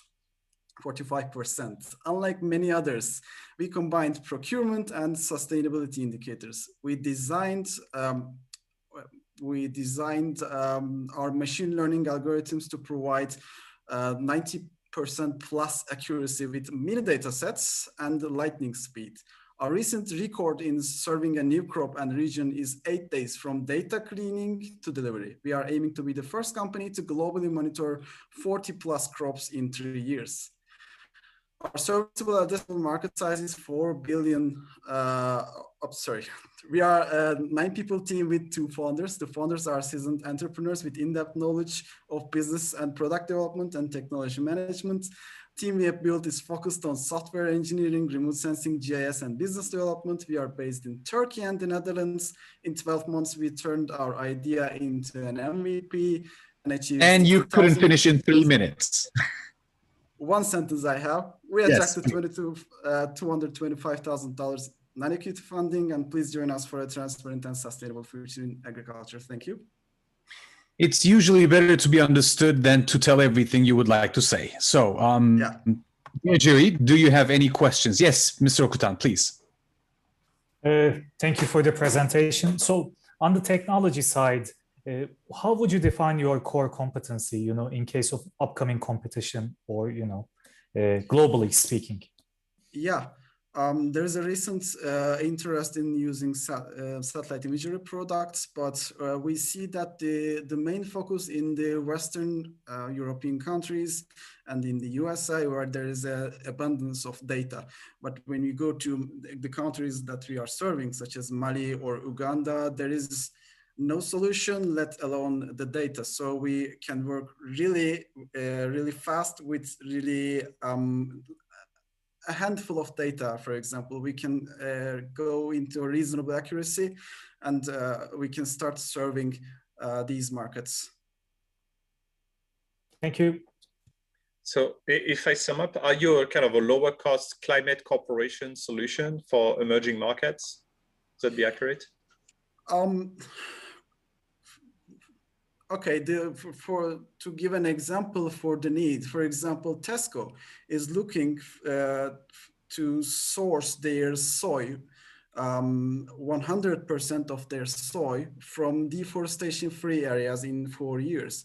And there is no technology to provide this level of detail, the field level detail. And we want to be there. We want to be the provider of these kind of solutions for over 40 crops. And the major problem in the market right now is that most of the fields are located in some parts of Africa, Latin America, Asia, and it's really hard to have an estimation from there. So we want to be the provider of that. Mr. Saarinen, your question, please. Yes, hello. Yeah, I had one question which was kind of related to the satellite data versus maybe some cross data coming from drones or kind of field data with cameras. And then one other question is related to kind of crop estimation. So do you have services which can predict, for example, crop estimation on certain grains or crops that are grown? So can you predict how much crop is coming out of certain fields? Yeah, the yield is the end target. Right now, we started with crop classification because it's the baseline of it. And when we reach maturity in crop classification, we will also include yield. It's in the research pipeline right now when we applied for research funding for that.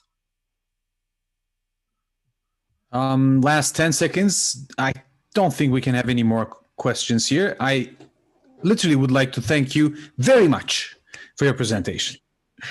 It was amazing to see in the past years how much food and agriculture industry has given itself to technological advances, because we cannot go without eating. We should be eating. And we will have a little recess. Let's break away from the excitement of this presentations for a while, and let me introduce our next guests. Think of a boy who started coding while he was a primary school kid. He developed applications in the fields of ERP, CRM, and human resources while still studying at Marmara University. Upon his graduation, he had the opportunity to work and lead technically in areas such as banking systems, card systems, CRM, digital banking products, BPM, data warehouses, analytics, agile transformation, digital transformation. You name it, he done it. He stepped into entrepreneurship in 2014 and founded Enqura to develop innovative solutions in the field of digital transformation. Enqura has developed many innovative products in digital banking, digital insurance, analytics, artificial intelligence, and blockchain, and became a preferred partner for Turkey's largest banks. This person has a lot of experience, and he is a mentor with immense background. But Metin Karabiber will not be alone here today. Alongside him is someone whom I honored to call my friend and a business acquaintance. He is responsible for Team TEB Girişim Evi and TEB as an affiliate startup business banking program. TEB as an affiliate of BNP Paribas has been instrumental as a pioneer in the Turkish startup ecosystem through its widespread and comprehensive banking solutions. Girişim is a partner of TÜBİTAK as a gateway of technological innovations in Turkey, leading up to Hello Tomorrow, providing a global path to local startups with his visionary yet very down-to-earth approach and an unparalleled practical wisdom is my friend Fatih Canan, the senior manager of TEB Girişim. Fatih. Thank you, Arkın. It's good to see you. Hello, everyone. I don't need to talk anymore, actually. you mentioned very well. Yeah, today I am very happy to be here and very excited to be a partner of Hello Tomorrow Turkey. And I'm joining with Mr. Metin. Of course, Enqura is one of scale-up companies at TimTep Startup House. But before him, I would like to talk about startup banking very briefly in 3 minutes. As TEB, we believe collaboration is the key point to create a success ecosystem. So that's why we are here. So that's why we are collaborating with TÜBİTAK, technoparks, universities, all places in Turkey. As most of you know that we are the first bank in Turkey about startup initiatives, and our strategic partner is TIM, Turkish Exporters Assembly. And thanks to TIM, we had chance to extend our startup business house all over Turkey. Just now we have 7 locations in 7 different cities. We have offices in technoparks, but also in co-working spaces, collective house and co-zone in Ankara. And we are trying to cover all industries, including fintech, agritech, IoT, of course, deep tech companies. We accelerated more than 1,200 technology companies, and every year 200 technology companies, startups may join our programs. For example, today, 6 startups coming from TimTep Startup House. So we are really proud of all our competitors, and good luck for everyone. And we are really eager to encourage our startups to become a global company. So we have some key partners. For example, as you mentioned, Arkın, we are a joint venture of BNP Paribas, and they are really pioneer about startup ecosystem. So they are really helpful us. And also the second one is GAN Global Accelerator Network. We are the first and only member from GAN, from Turkey. And they have more than 100 members from all over the world. So our startups can get benefit their platform and also getting international mentorship and opportunities, matchmaking opportunities. The third one is a Growth Circuit from Turkey. We are also partner of Growth Circuit. So we may support 1 or 2 startups to join a program in Silicon Valley every year. By the way, we are working with Business France and US Embassy in Turkey. So we are trying to organize special meetups, special meetings with big corporates and startups. We call it Startup to Corporate programs. And it's really beneficial for both sides. To finish my work, actually, I'm very excited to launch that here.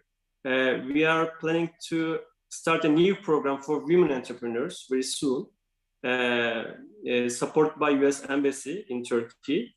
So if any women entrepreneurs are listening to me just now, please keep in touch and follow us and apply the program.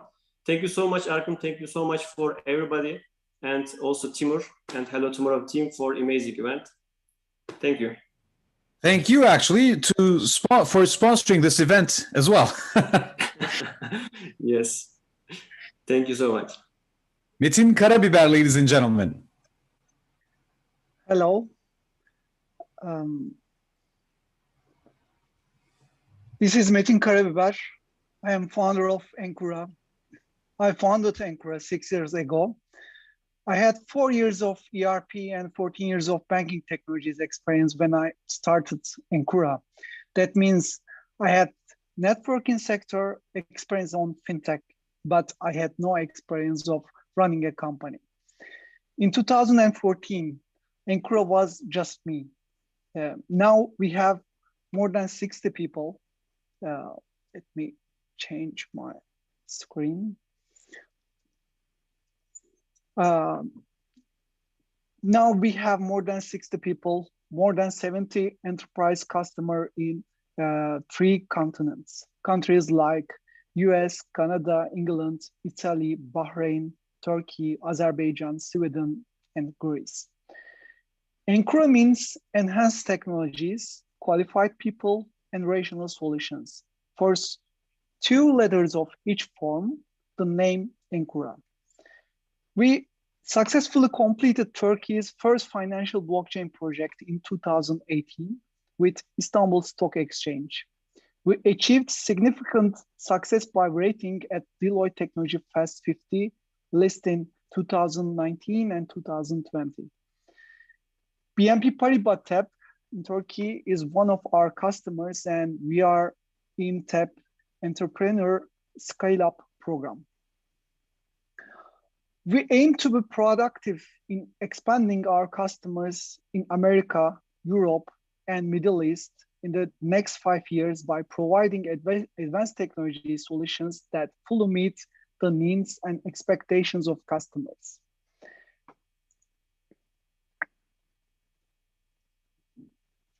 Enqura has 8 different products, like the pieces of puzzle that make up the innovation and digital transformation of an enterprise. First one is Innovate, digital banking and digital insurance platform. 2, Verify, AI-based ID verification and digital onboarding platform. Secure, mobile security. Drive, digital execution platform. Connect, secure corporate messaging platform. Chain, blockchain platform. Insight, analytics platform. Genie, artificial intelligence platform. Subject of this event, deep tech, so I want to give a brief information about our newest products. Verify, AI-based ID verification and digital onboarding platform. As you know, with the effects of pandemic conditions, institutions start to acquire customers remotely without the need for physical interaction. It is now possible to confirm the customer himself and his identity through digital channels with Verify. The front and back side of the ID card are read by mobile phone's camera, and its authenticity is checked. It gets the photo on the ID card with the OCR and compares it with the selfie photo. Also, the original biometric photo in the chip is taken via NFC, and applicant's face taken with the selfie is compared using deep learning algorithms. Liveness detection is another feature of Verify. Verify has very interesting technology usage, AI on mobile age. That means Verify runs artificial intelligence on mobile phones. Verify uses mobile phones' compute power, so this system can be scaled more than millions. This is a new area for enterprise artificial intelligence applications. Verify is an end-to-end secure and high-performance product that runs entirely on its own video call infrastructure. You can use artificial intelligence assistant identity and customer recognition features with customer representatives using secure video call infrastructure, or you can use it as self-service for existing customer, such as forgetting password or new product application processes. Since Verify video call application has its own management panel, you can quickly start remote identification without needing to develop back-office screens. Verify provides end-to-end secure and encrypted conversations, allow you to compress and store all the proofs, including the images of the ID card, selfie photos, and video recording. Since Verify is designed as experience blocks with a modular structure, it's extremely easy to change the steps it's in content, remove the certain steps, or add new steps. We added 7 financial institutions to our references in this year, and more than 40 financial institutions in our POC process. With this trend, we derive from the satisfaction of our domestic customer. Our biggest goal is to position our products in the international market as well. Thank you for your listening. So, ladies and gentlemen, this was the first part of our program today. We had 5 startups to present their pitches. Auctifera Scientific, talking about fertility. EyeCheckup, talking about, guess what? Eyesight. Avokadio, talking about dietary feedback, personalized feedback on your breath analysis. Yeşil Science and Agcurate. These startups gave us what it means to have something to say in deep tech. And we still have 5 more to go. So with a small break here, a recess, the nature calls, we will be back with 5 more startups and the finals.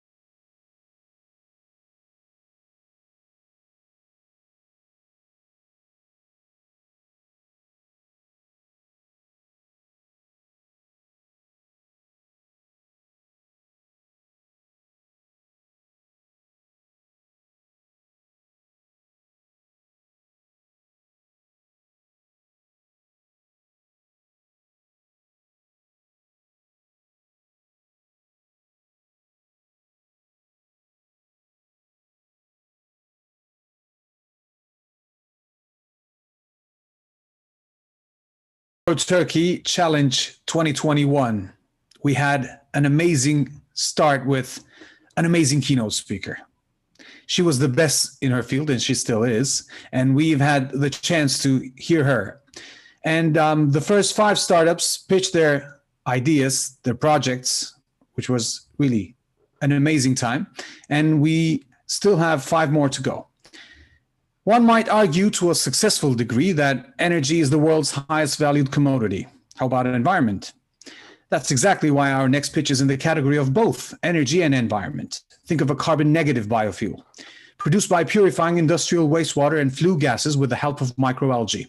Through the simple yet vital process of photosynthesis, microalgae accumulate oil in their bodies, From these oils, our next startup produces sustainable third-generation biofuels. In their pilot greenhouses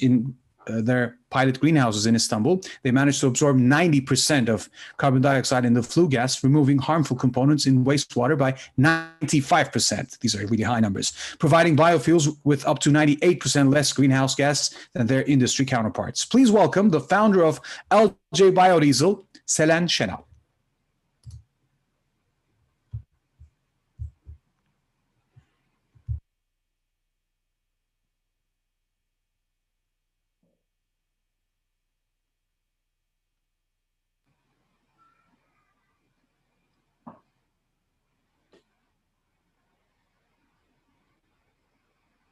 You may begin now. Thank you.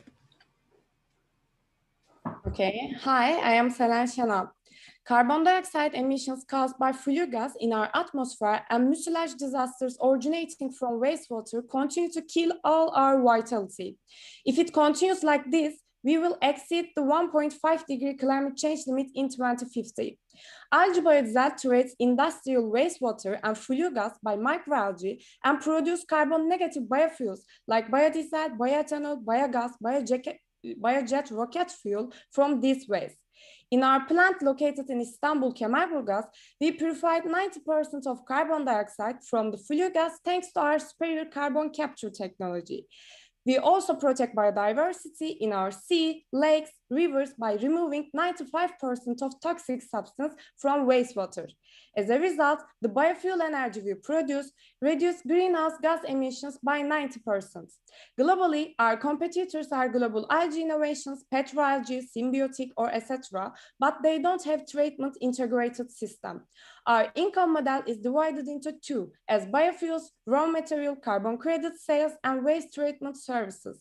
Our potential customers consist of oil companies with distributor licenses.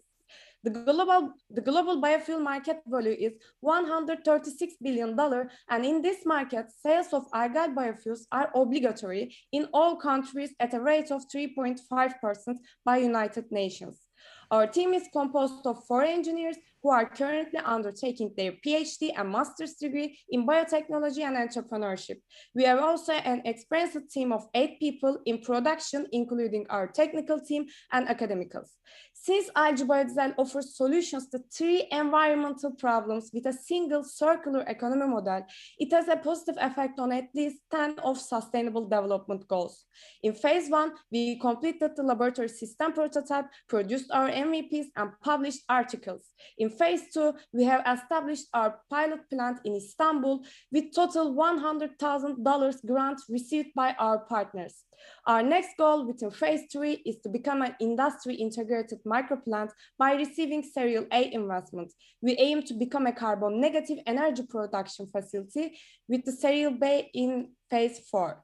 Last month in the United States, we were selected as a startup that creates global social impact among all the countries of the world. We have been involved in national and international TV, newspapers, awards, and partnerships so far. Our main partners are Turkish Energy Regulatory Board, Automotive Exporters Association, Istanbul Metropolitan Municipality, Petroleum Office, TÜBİTAK, MIT, and Entrepreneurship Organization. Now, the target is 2050, net zero carbon dioxide emissions. Thank you. Thank you for your presentation, Ms. Şenal. Do we have any questions from the jury? What is this patented secret sauce that you've shown in the slide? You say here. Yeah. The process or the this process we have patented. Normally, our competitors produce biofuels and in traditional methods. They harvested algae and they extract oil from this algae, but we don't need any extraction process. So we eliminate the unit process so we can save the energy and time so we can reduce the cost of biofuels, actually 15%. So this is our main difference. Also, we have a carbon capture. For example, ExxonMobil or Global Algae Innovations cannot use carbon capture or waste because they are doing genetic modifications for algae. But we don't need. We are using the waste and we are doing the carbon capture. All right, thanks. Any other questions? Yes, so what are the next steps for your company? Is it to find customers overseas and expand? So I understand you want to build a production facility, but what do you need at this current point? Actually, we got too much grants. They are like seed investment. So we need the Serial A investment to micro plant facility to capture the carbon dioxide from industrial zones, not just for one facility. We need to integrate the industrial zones. The industrial zones include 100 or 200 facilities, so they have too much wastewater and too much flue gas. So we want to integrate in phase 3. Also, we expand our production by modifying the traditional wastewater treatment systems. Normally, they are using biological treatment system with bacteria. They are not using algae. So in phase 4, we modify these systems with algae to produce gas sludge to produce biofuels or energy or biogas, electricity. This is our plan. Okay, thank you. Thank you for the question. We still have 50 seconds for more questions. Yes, Petri. Yes, one question, obviously. How is your technology integrated to existing biodiesel factories or something like that? Is your technology can you implement that to existing factories? Actually, we can modify the wastewater treatment services, not for traditional plant-based biodiesel producers. They are using the traditional trans-esterification biodiesel production. We are using much more different from that process. So we can just modify the wastewater treatment services. As I said before, normally wastewater treatment services using bacteria, they are getting bacterial sludge. Also, they need to treat this bacterial sludge, but we don't need it because we get gas sludge to produce the biofuels. So we can. Your time is up. Thank you. Thank you for the presentation, and thank you for giving us hope about our future. Reaching out to energy and environment with an olive branch is our next company. They are a biotech company that produces completely natural biopolymer and 100% bio-based vegan leather from something very unexpected, olive seeds, and non-usable foodborne waste produced as a byproduct from these olive seeds. To help reduce environmental issues and eliminate the deficiencies in the biomaterial market with an innovative material that is as good for the environment as it feels good to the touch. Please welcome Business Development Specialist of BioLive, Seçkin Arıkan.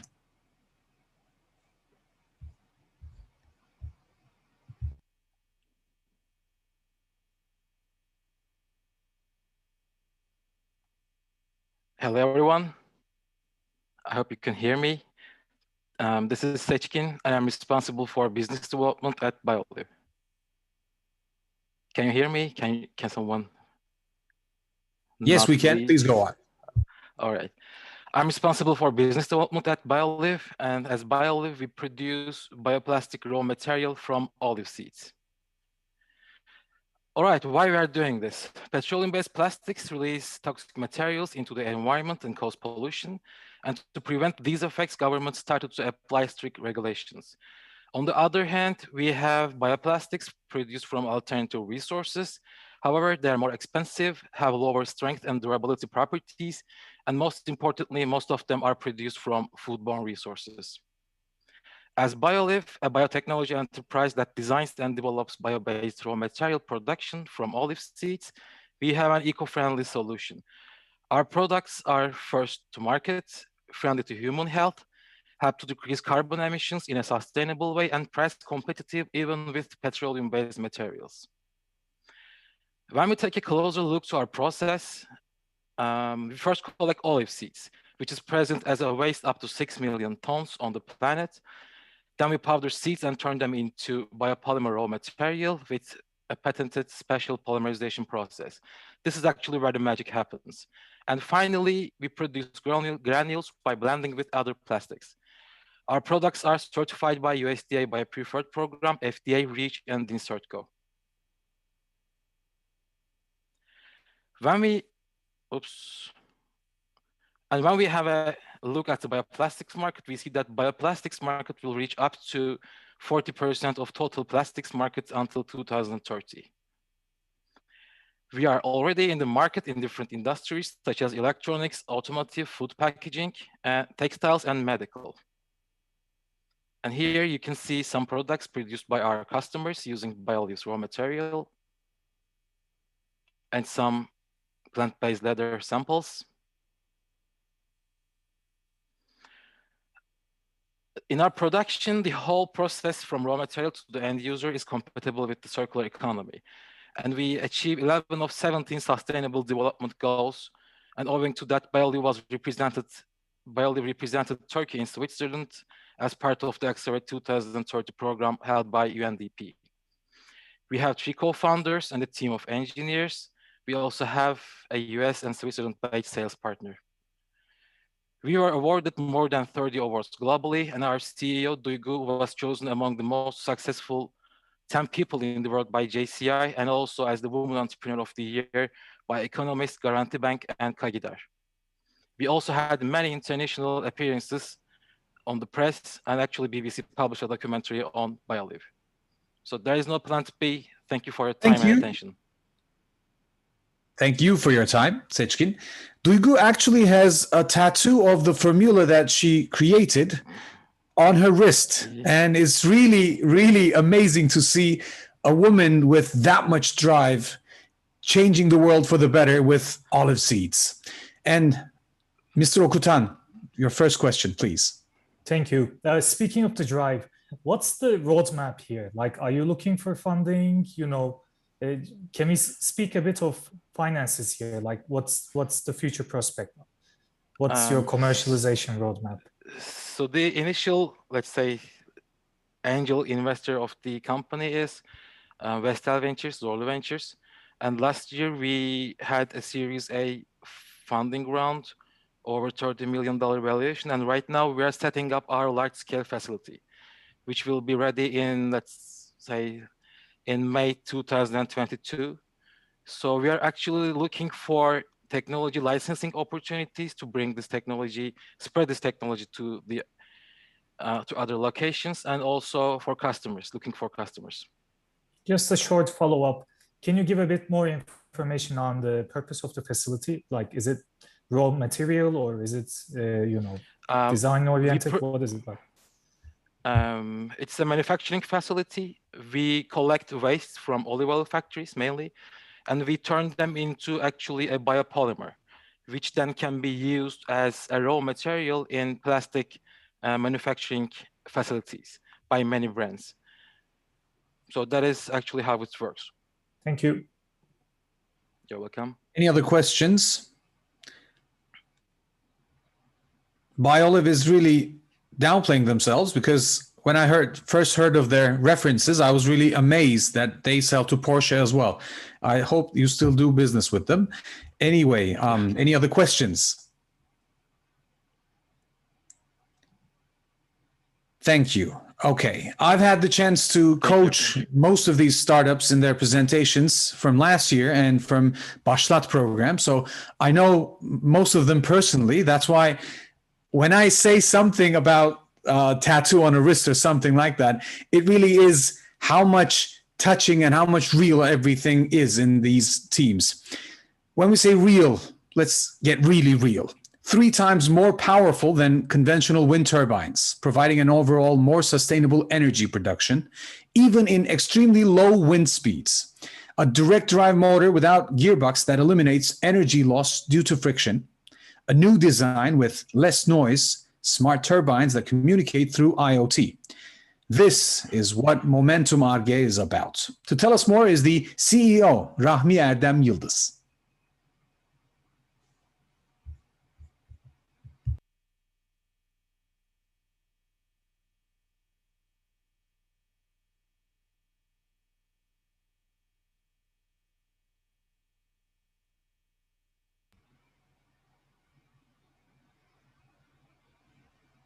You may begin now. Thank you.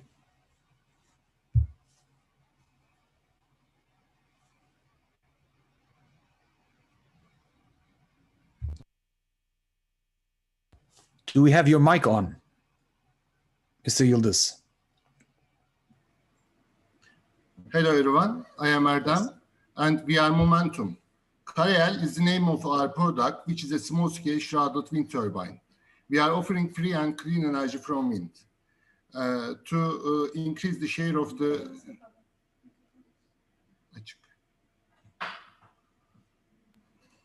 We can hear you, please go on. At off-grid base stations, diesel generators are used to fulfill energy needs. This is because of the high operational costs and high maintenance costs, as you can see from the plot. Karayel has a unique shroud and blade geometry. It has no gearbox. We are using direct drive technology. This is the flow physics of Karayel. We have 2 patent applications on this concept. We are increasing the wind speed to increase our output power. We are supporting sustainable development goals of numbers 7 and 13.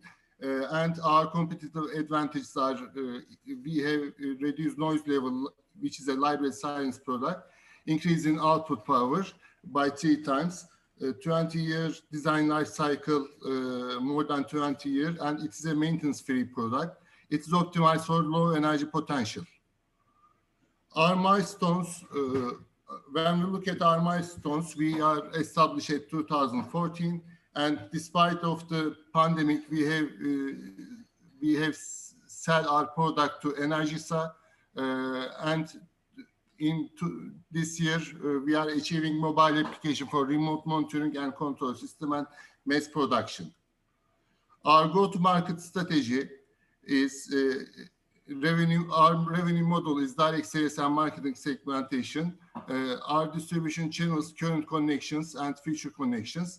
Our penetration strategy, standardization and direct export. Off-grid base stations of mobile operators is our customer segment. In the world, there are 1 million off-grid base stations. In Turkey, there are 15K off-grid base stations. Our target is reaching to $80 million in 3 years. When we look at our competitors, our position is at high power generation and low cost region. This is our team. Our needs is increase our sales, clients for POCs and investment. And this is our wind turbine operating.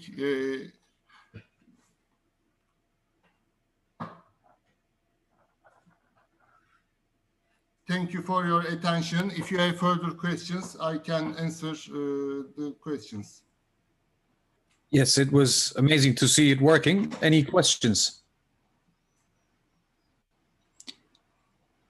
Esteemed members of the jury, yes. Yep. Yeah, I'm curious about who would be the potential customers for this. Is this like a large B2B? Is this private installations? What kind of customers? Yeah, the same question. Our target customers is mobile operators actually.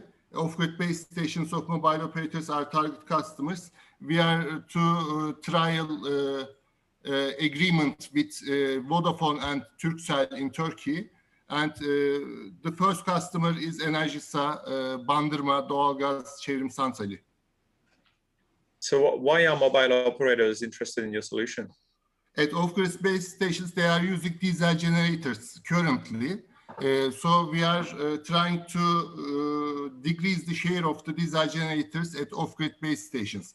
Off-grid means there is no grid at the base station. Okay, and the energy density with your windmills could be competitive with diesel, because diesel is very high energy density. We are offering 2 Karayels for each base station, and 1 diesel generator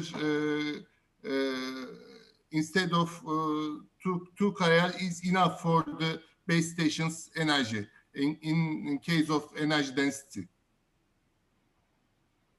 Any other question? Yeah, quickly, last question. Do you combine it with energy storage? Yes, of course. At off-grid base stations, we are using lithium-ion batteries.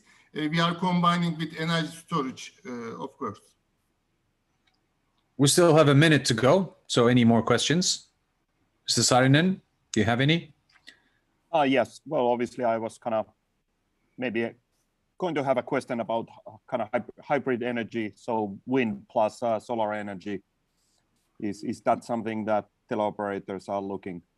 Yes, it depends on the region that we position the wind turbine with solar energy. It can operate hybridly. There is no obligation for such an application. Thank you. Last 30 seconds. Any patents around your technology? We have 2 patent applications. So the research report has already come, and we give some comments to the research report. The process is going on. Patent is pending now. Thank you for your presentation. It was amazing to see this come up from Turkey as well, because we obviously have really high potential for wind energy. Our next field is medical biotech and pharmaceuticals. Next generation bioengineering and biotechnology with AI-driven solutions to improve human health and quality of life by using microbial organisms forming a symbiotic life with human body.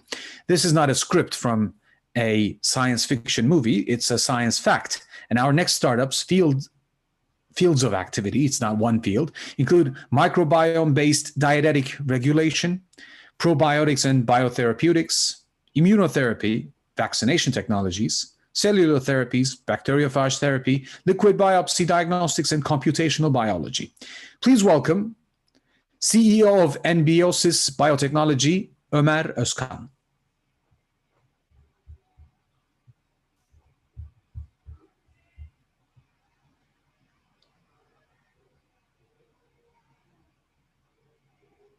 You may begin.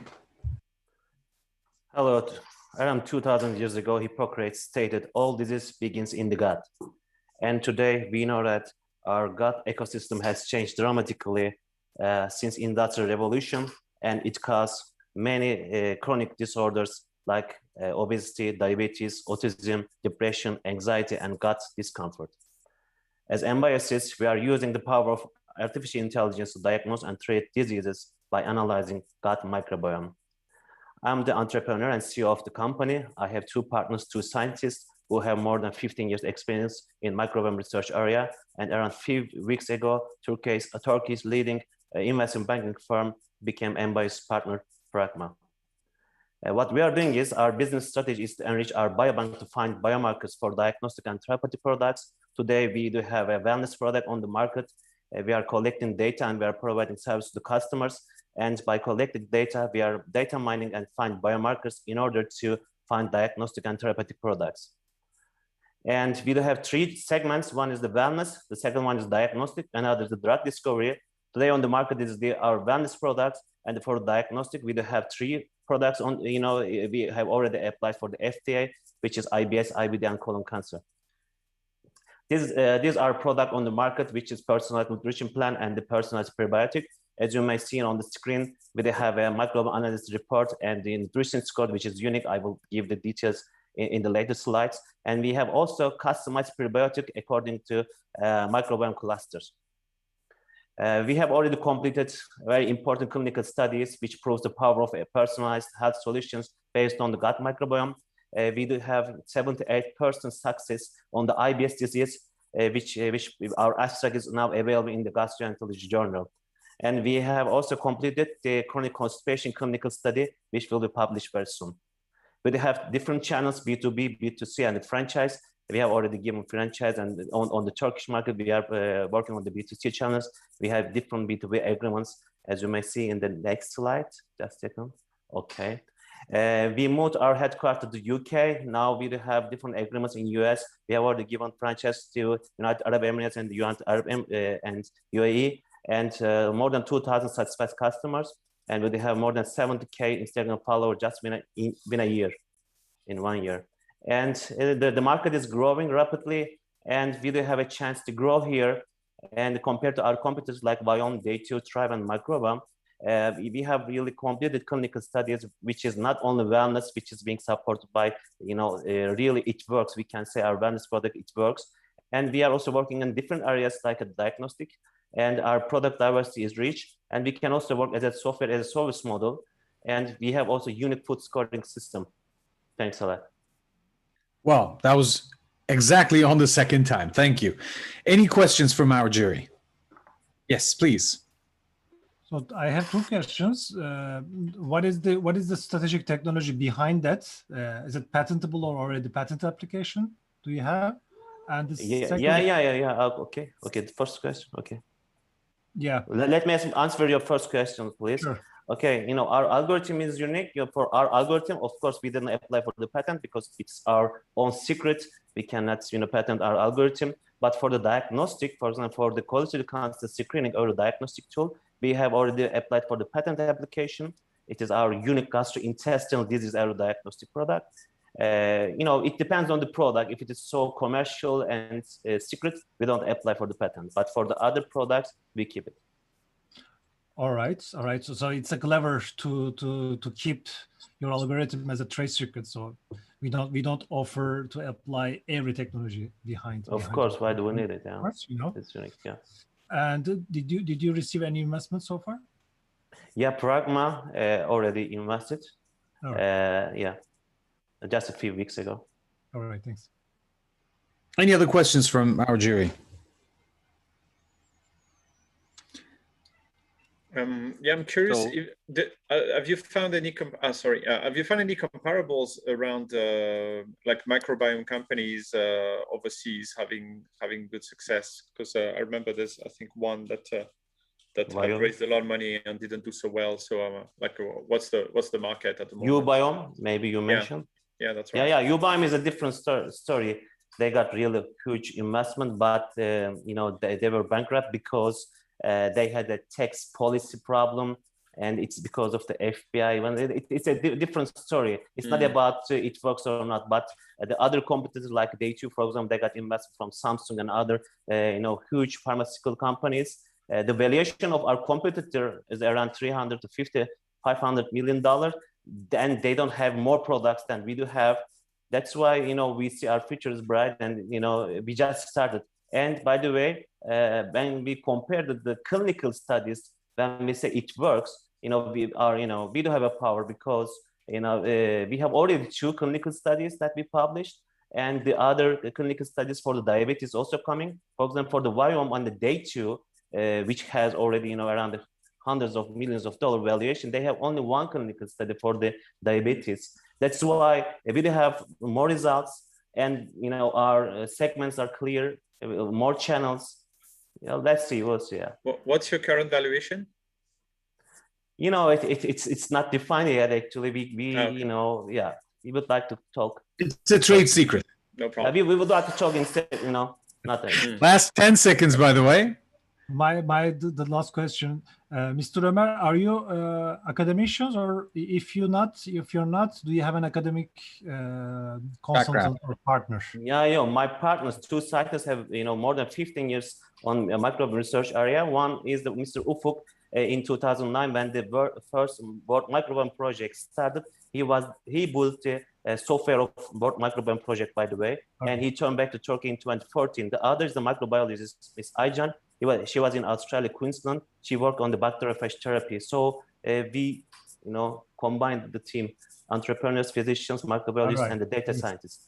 Thank you. This was really good. And I think I can see a reality show coming up about medical biotech and pharmaceuticals in the near future, because all you have told us is about the drama in the industry. Well, almost everything is getting faster, smaller, and stronger. High-tech industries demand higher precision for microscopic features on materials. According to our next startup, who was the last, by the way, the only startup in Industry 4.0 category, femtosecond lasers are the answer. A state-of-the-art at unprecedented precision in waste-free and free-form material processing. Their gigahertz burst femtosecond laser technology, a mouthful to say, offers up to 1,000 times higher processing speed and simplified design. It holds the potential to be a breakthrough innovation with enormous market expansion in high-tech industries like medical devices, automotive, energy, electronics, whatnot. Please welcome our final startup to pitch today, CEO and co-founder of Lumos Laser, Şöhret Görkem Karamuk.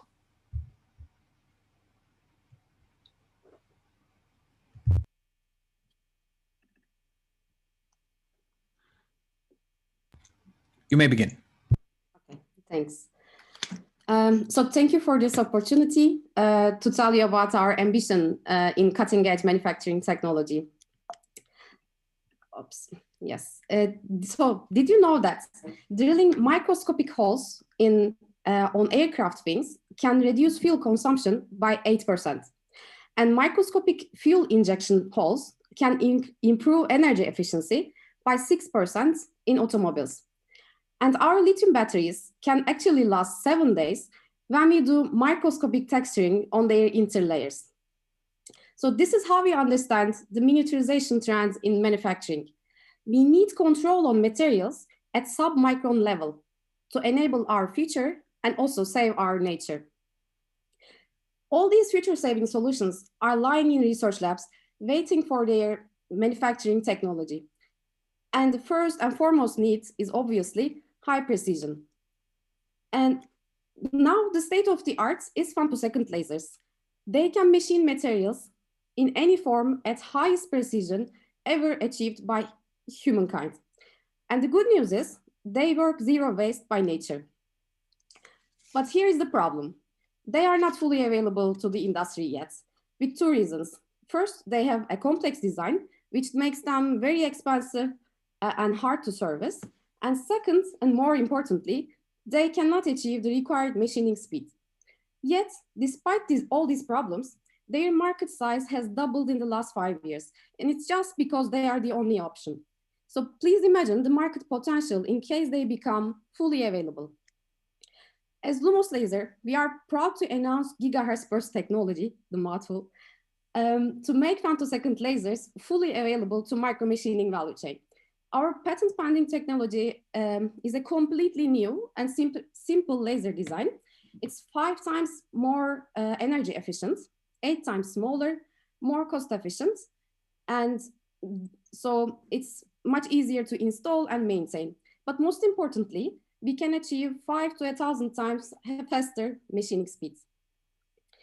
Gigahertz burst is a result of over 25 years of scientific experience. This is a new and unknown solution to be recognized. So while our customers have the exclusivity to be the first users of gigahertz burst, we build our IP assets on most promising applications. The aim is to scale them up in the most welcoming industries, just like the metal drilling in aviation and automation industry that I mentioned. Also in medical devices, energy, and consumer electronics.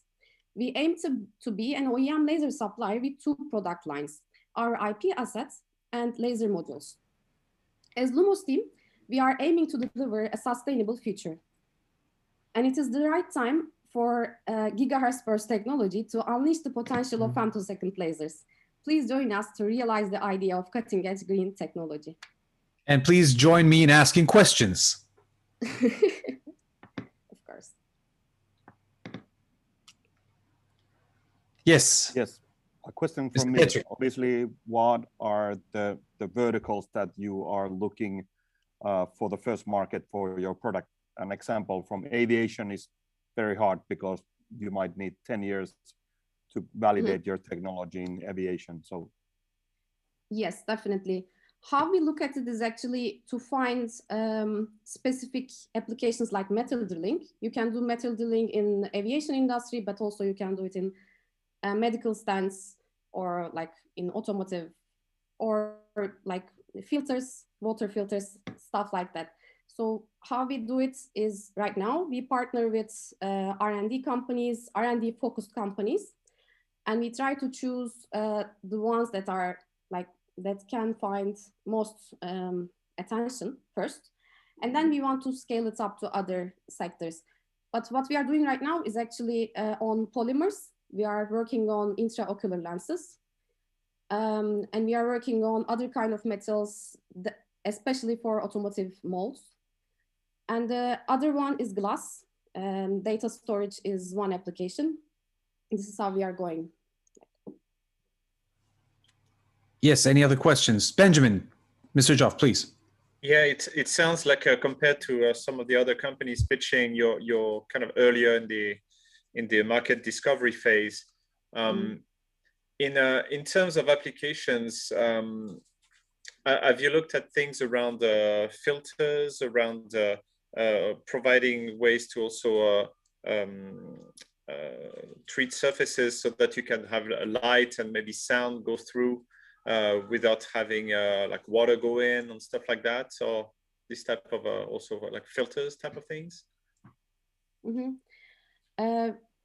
Filters are generally studied in this, like it's getting a lot of attention. We are not working with an end user directly yet. Like this is not a topic yet. But we are working on processes that you can do filters later. Right now, this is how we do it right now. Okay, and maybe it could be used in some kind of membranes, and also for like it's very broad, like the potential applications. That could be also in energy, things around fuel cells might have applications there. So yeah, it's I think finding the right application is probably the next step, and discussing with as many industrial players as possible to explore potential applications. Yeah, it was actually the first pain point. Like we started with glass processing. We wanted to do the whole process, like building a machine and supplying a machine to glass producers. But it's really, really complicated, and it's better to. And we don't have much time left for your complications. Mr. Sarin, your question has to be left out. I'm terribly sorry for that. I really will not let this go without doing so. Hey Siri, Lumos. Yes, I hope it happened. Anyway, thank you. This was the end of our pitches. Auctifera Scientific started up, EyeCheckup, Avokadio, Yeşil Science, Agcurate, LJ Biodiesel, BioLive, Momentum ARGE, and Biotechnology and Lumos Laser pitched us with really cutting-edge technology and ideas that really will change the world. And our panel of jury will have a hard time trying to decide. Our main partners, Patent Effect, Mustafa Çakır, came at the very last of our need, so he filled in for a spot in the jury. Benjamin Joff, Petri Sarnen, and Emin Okutan, they all have a hard time trying to decide who the winner is going to be. But in the meanwhile, we will have a good time because it's the time for our corporate venture capital VC panel. Leonard Astrin, managing partner of Shibumi, one of our sponsors, will be here. Pınar Köse-Kulaş, innovation director of Çelik Global, will be here. And to moderate the whole affair, Dr. Sanem Yalçıntaş, Director of Research, Technology and Innovation of TED University. You're all welcome. Hi, thank you, Arkın. Welcome to Corporate and VC panel. Today, we're going to talk about the state of deep tech in the world from a corporate and venture capital perspective. But before doing that, I would like to introduce you our panelists. We have two unique profiles with deep level of expertise in innovation ecosystem today. Pınar, I would like to start with you. Pınar Köse-Kulaş is a computer engineer having an MBA. She held various technical and business entrepreneur roles in ICT and telecom sector in Turkey and abroad. She was based in Helsinki, and on a project basis, she was relied in US, China, Europe, and Middle East African regions. She also did some volunteer work and had position at boards of NGOs within her professional career. So she returned back to Turkey 6 years ago and started working in Arçelik Group and held various positions in the company as an IoT program manager, digital transformation manager, head of data and AI, and now she's serving as the innovation director of Arçelik Global. Welcome, Pınar. And Leonid Astrin was a founding partner at Shibumi International, the venture capital arm of Gülermak, $1 billion construction firm with a focus on global infrastructure projects. Over the course of the last 3 years, he has developed Shibumi's investment mandate, source deal flow, place funds in 8 investments, and taken an active role in the oversight and supervision of each portfolio company. Prior to joining Shibumi, Leonid also served as the CFO of Russia's largest and oldest metro contractor for 15 years, where he played an integral role in overseeing its modernization and international development. So welcome again. It's a pleasure to have both of you in this panel today. And I would like to start with a quick overview of your recent investment and collaboration activities with deep tech startups in Turkey and abroad. So, Pınar, many big companies do that, sustaining incremental innovation and switch to radical improvements internally or by establishing or becoming a limited partner of a CVC fund. So in your institution, how do you do this? What do you do to sustain innovation, better work, and grow with deep tech startups? Hi, first of all, Sanem, thank you for the wonderful introduction. Pleasure to be with you all today. Some people might not have a very good view of our Çelik Global as a company. First, let me give a short overview of our size and where we play. Our Çelik is a real multinational operating in more than 165 countries with 22 production plants, overseeing 12 multiple brands, and with about 40 sales offices around the globe. We have more than 30,000 people working, and almost 2,000 of them being R&D engineers to start with. So I will come back to your question with that. So we do a lot of in-house innovation. And to date, we have about 3,500 patent applications, a lot of which are already live. So a big part of our R&D and innovation strategy has been in-house, but over the course of the last 6 years, which has been my lifetime in the company, I have been seeing great progress and also open innovation and also collaborating with startups and even trying and also seeing our errors in investing in them or acquiring them. So we have had our fair share of experiences where we invested in a startup and we did bring to life some solutions we co-innovated at the beginning with proof of concepts. We even invested in the startup, but then we have seen that it's too different a game for us. So this is where the whole story started, so to speak. And nowadays, we have changed our innovation strategy. So we are also trying to be more external focused, so to say.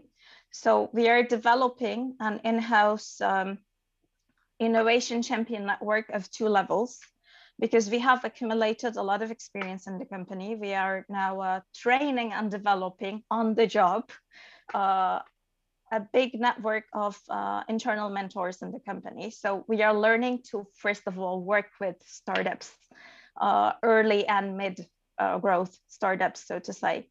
But additionally, we are also developing our senior executives to become angel investors themselves. Because first we have to understand this game, we are corporates. So in our DNA, we have a lot of corporate behavior, but we really have to learn this game. And we have been seeking opportunities to become an LP and some VCs. This is also part of our learning plan. So this is how we're gonna start. We're not just jumping into becoming an Çelik CVC immediately. But being a part of a Fortune 500 listed large conglomerate coach group, we have a lot of opportunities because we can always tap into the opportunities that come with Next that has been established in Turkey that is cooperating with Plug and Play. So we always tap into opportunities, potential POC opportunities or collaborations with deep tech startups that they bring in. We collaborate a lot with Inventrum. This is also part of the coach group. We collaborate a lot with K-Works and we're in touch with Otto Technopark, taking part in a big program of TÜBİTAK, etc. So we do have a lot of initiatives. We're trying to streamline everything now and taking one step at a time and growing the ambitions slowly, so to say. Yeah, thank you, Pınar. Thank you for sharing your story with us. It's very impressive and very promising indeed. And Leonid, your business case is also very attractive for Turkey, as we are very popular in building large-scale construction firms as global players. So what we commonly see for this kind of companies to make a sustaining exposure to innovation is funding or acquiring a technology company or establishing a corporate VC fund. So how did it all start in your company? What triggered your VC initiative, and how did you position deep tech in your investment thesis? Yeah, first of all, good evening, everybody. And it's pleasure and honor to me to be speaking here. It's, I think, third time we are participating and second time speaking at Hello Tomorrow Turkey, and it's a great event, great event. I think a couple of words about Gülürmak and how did Shibumi start. You know, Gülürmak is a quite large contractor by international standards, even not Turkish standards, building metros in all main Turkish cities and I think 10 more cities around the world, and you know, over $1 billion of revenue. That's significant. And the topic of innovation, you can ask everybody in the construction industry, and everybody will tell you that innovation in construction is incredibly difficult. When I was working in a construction company in Russia, my colleagues used to say that when you see an innovator, kill him. That's a typical attitude of you know, construction people to everything new, and everybody hates to try anything first. So for us and for Gülürmak, you know, it just happened. You know, our chairman, Mr. Kemal Güler, who is a second generation in a family owning the company, he had an idea to explore something new, not necessary in construction.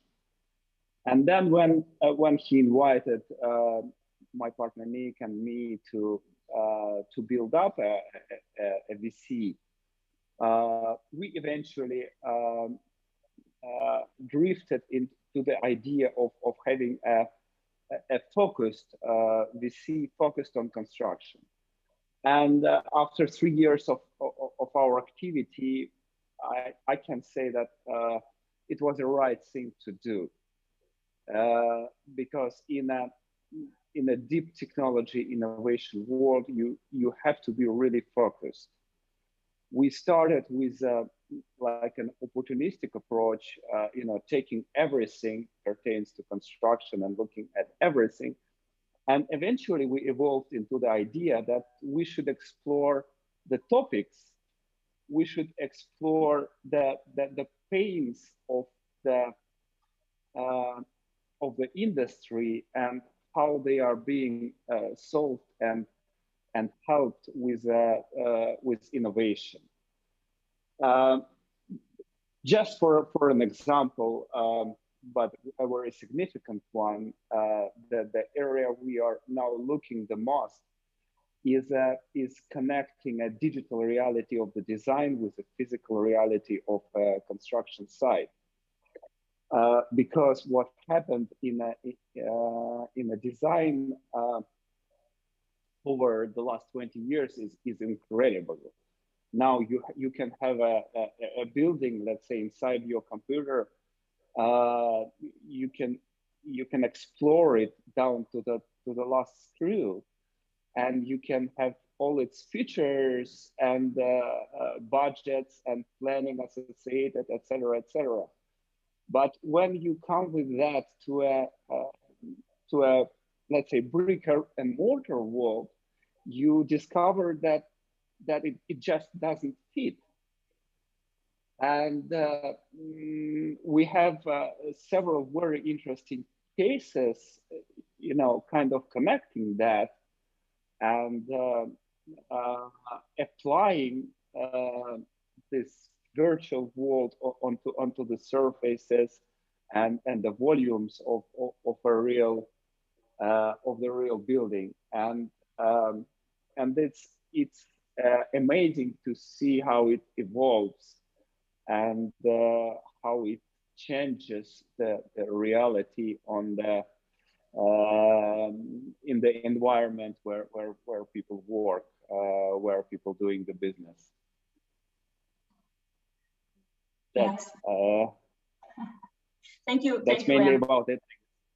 Yes, for sure.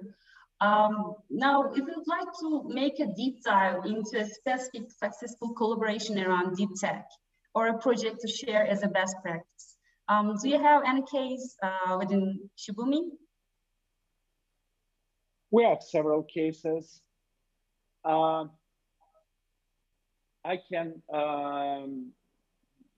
think I can refer to one case that I have to confess, we have one deficiency in Shibumi. We are yet to discover a Turkish startup to invest in.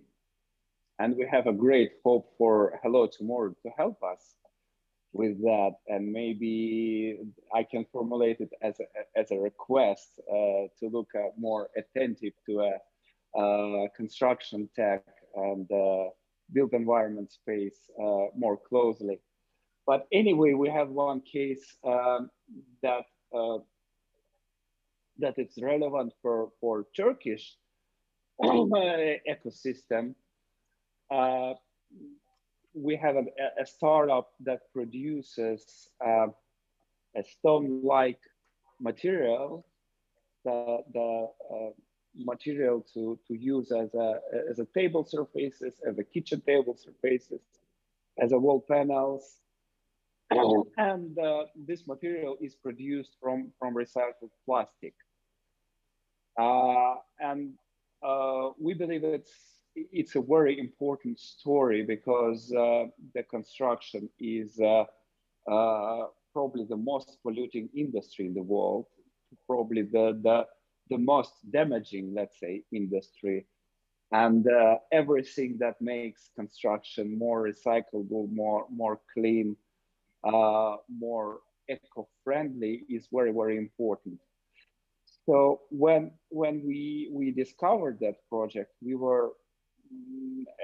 came at the quite early stage. The founders didn't have any production facility. All they had was a know-how. And you can imagine how much you need to invest, both in terms of finance and in terms of effort to build such a production. And they came to us for investment, and eventually we offered them to locate their production in Turkey. And Gülürmak, in fact, built for them a factory to produce this material. And that's a case which we are very proud of. And I think that one of the advantages of Turkish ecosystem is incredible potential in terms of engineering and technology and skilled people, which are, I can say, undervalued on the world market. So I think we were able to do much more, and with very let's say moderate investment and the very squeezed schedule, we were able to do an incredible things, and we'll offer the product to the market this year. So I think this is a good example a collaboration between the industry and a startup. So, I mean, we are not looking to make startups captive. We are not looking to buy technology from the market. We are looking to invest our own efforts and our own capacity, expertise, and capabilities to help startups grow and go for international markets. And we hardly believe that the innovation is a cooperative effort. You cannot be well, you can, but you know, innovation when it's locked within a corporation, it's very limited. When you start a collaboration on a corporate startup or even between the intercorporate level, let's say, you have much more potential on the market. Yes, thank you, Leonid. It's a strategic decision to do that. You're very right. And Pınar, I believe you do have many cases for that within Çelik. So would you care sharing one of them with us? Yeah, I mean, as I was listening to Leonid, I was actually thinking along the same lines. So it's not about captivating a startup, but it's more about co-innovating. And we have had our fair share of experiences, and we still carry on doing a lot of co-innovation with a few of them. But I think the most recent of which that I would like to share with you is inside Çelik, we have a central production technologies R&D. And in this R&D, there is a pretty lovely lab. I love it. I mean, I'm an engineer, so I like going there. So they have lots of robots and a lab where they can test out things. And there, for example, they have been looking for multiple external companies, mainly deep tech startups, where we could collaborate on making this digital twin story that everybody talks about in Industry 4.0 presentations a reality.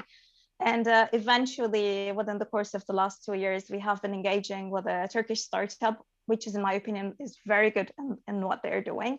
And we have been co-innovating with them. So what we are doing at Çelik is, as I said, we have 22 production plants and we have a lab. So it's a great playground for such a company. So our R&D engineers, together with the engineers of the startup, are actually looking into how to better their software by finding the right use cases and like bringing the time to market to an acceptable, to a more palatable level.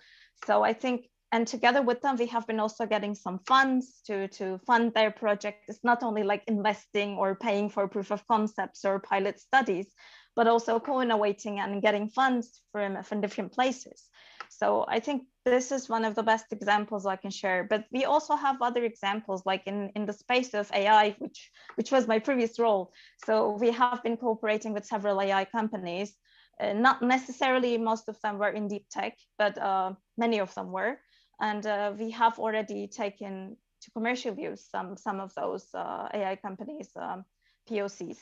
So this, I think, will continue. So this is not a one corporate man show. So we really have to work with the deep tech startups and at the collaboration level. Yeah. Yes, Pınar. So right at this point, I would like to ask you the biggest shortfalls, but also potentials for deep tech. So can you make a comparison between Turkey in specific and global at large?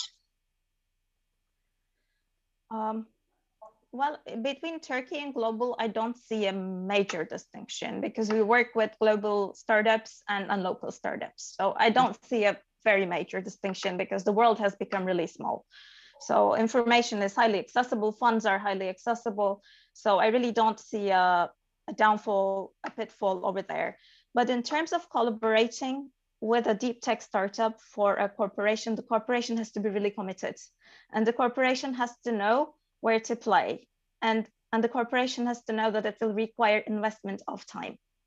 Because deep tech requires longer time to market. And you know, usually the boards are very impatient to see the money. So show me the money cannot be the first ask.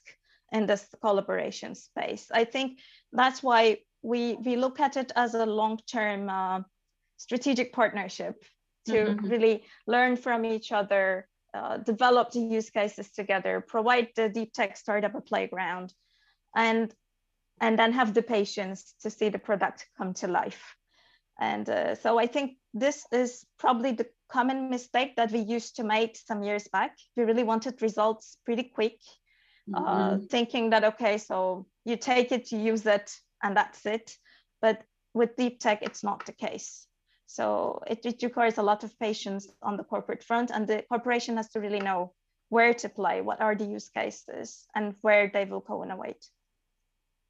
So very insightful. Thank you, Pınar. So Leonid, I would like to ask you the same question, but you're saying, right, you do have two communication channels and you're right positioning yourself in the middle. One is entrepreneurs to VC and the other is VC to corporate. So may I ask the same question to you? So what are the biggest shortfalls, but also potentials for deep tech in the position you have right now?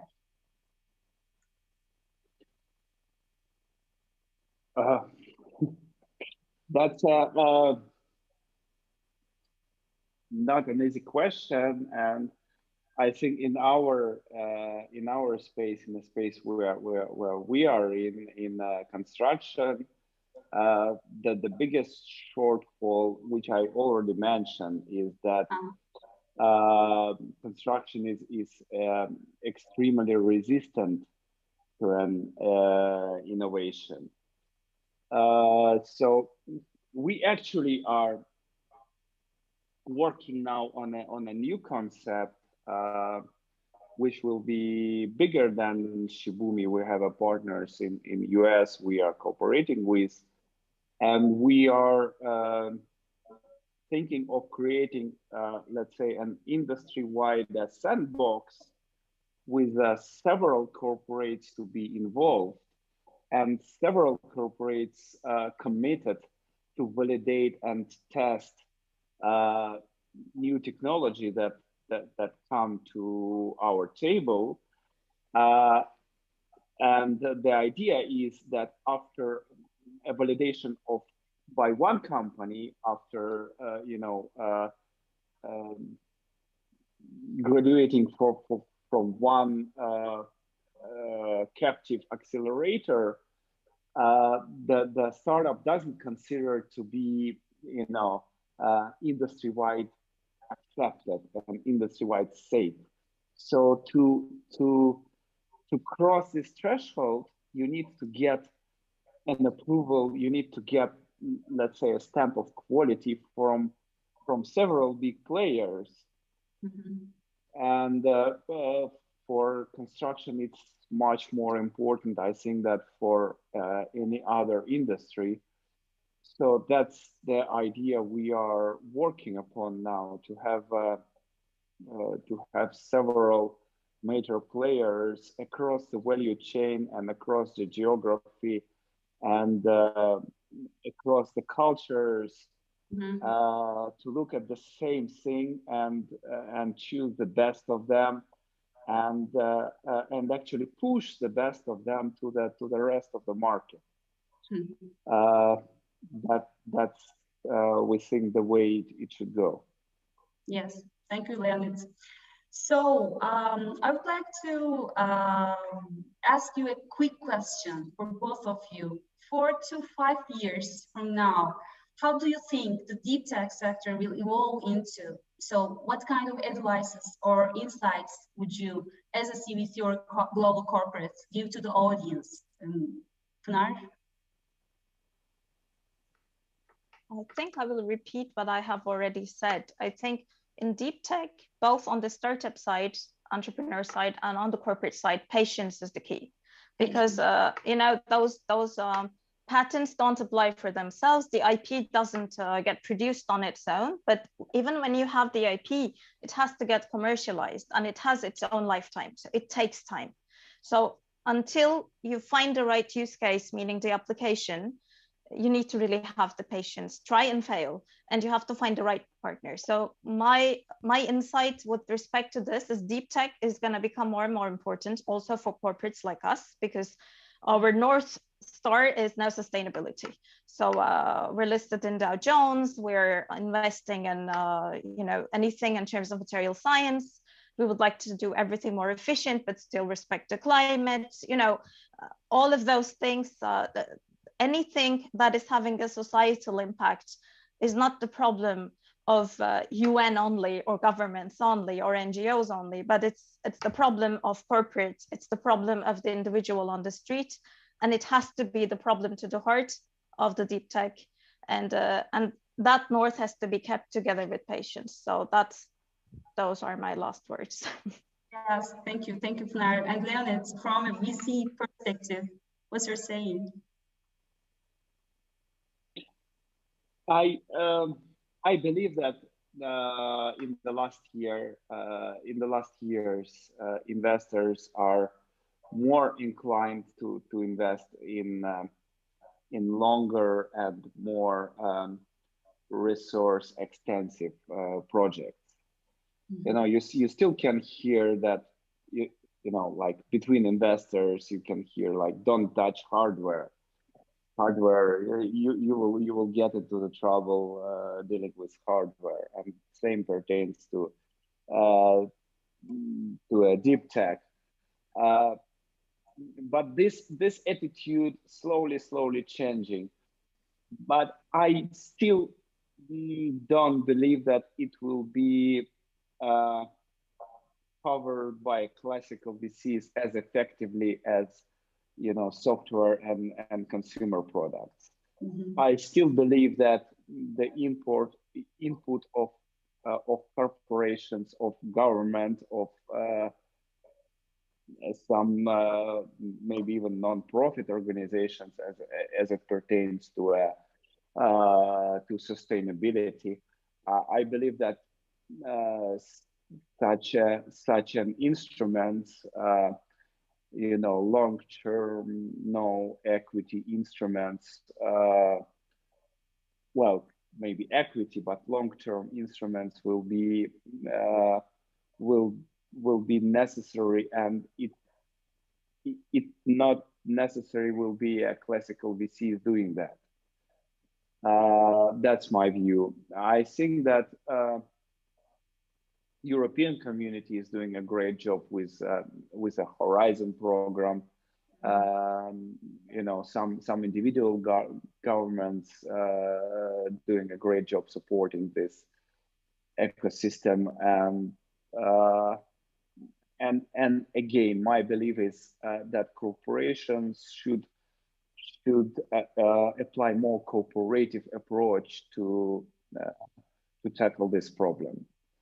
Let's say, because it's not for one corporation to do that.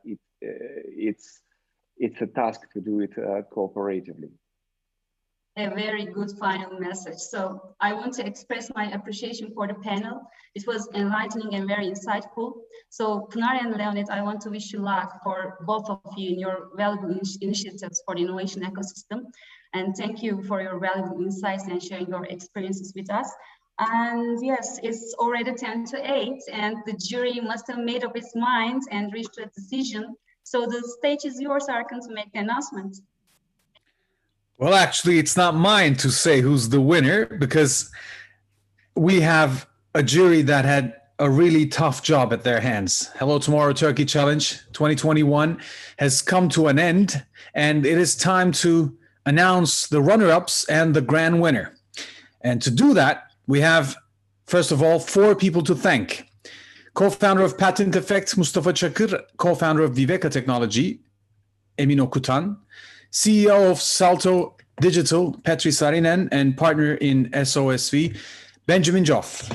Thank you, guys. It was a really tough job, I know. That's why I would like to give the microphone back to Mustafa Çakır, co-founder of Patent Effect, to announce the first runner-up.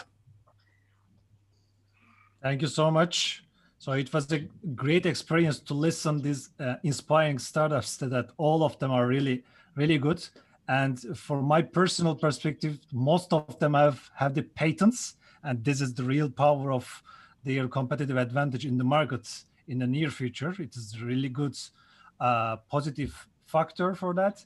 So do we ready to learn the runner-up? And we selected BioLive runner-up.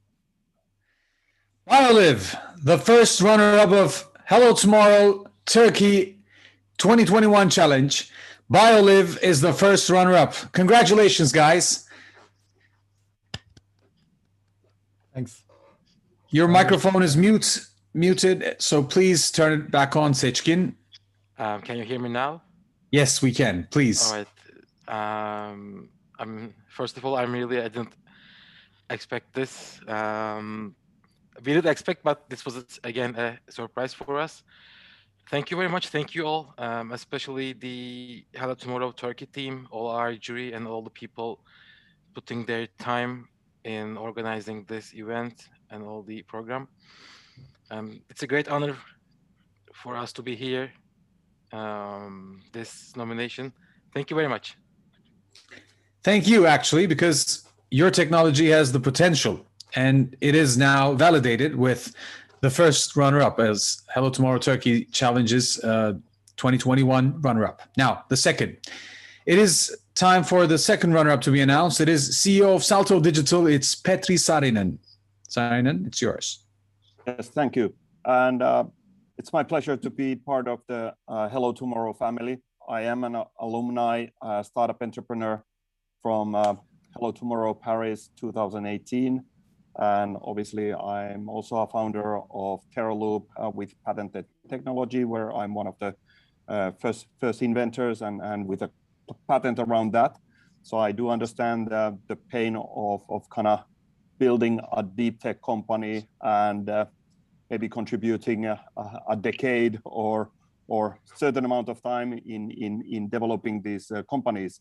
The second runner-up is obviously a company that has been able to bring their technology and a market validation to the market. And they've proven that they are highly competitive related to their competitors. And they have a possibility to bring their technology also into the hands of a billion population and solve some of the problems that we face on this planet. So the company is EyeCheckup. EyeCheckup is the second runner-up in Hello Tomorrow Turkey Challenge 2021. Thank you very much, everyone. We are so excited. Thank you for choosing us. We do believe that we will save the world, or maybe we will save some people's lives by helping them keep up their existing life quality and their friends and salary, and just continue living healthy life. Thank you very much. I'm so excited. Your vision is helping people around the world help their vision. So congratulations again to become the second runner-up in Hello Tomorrow Turkey's 2021 challenge. Now it is time for the grand winner to be announced.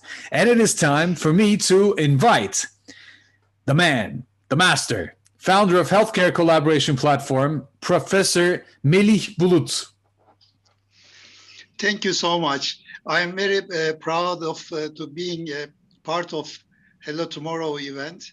I want to thank Timur, Ayça, Hazal, Mehmet, and all the team and their efforts for the innovation ecosystem, especially healthcare innovation ecosystem. And this is a competition, so we have to choose a grand winner, and it is Auctifera Scientific.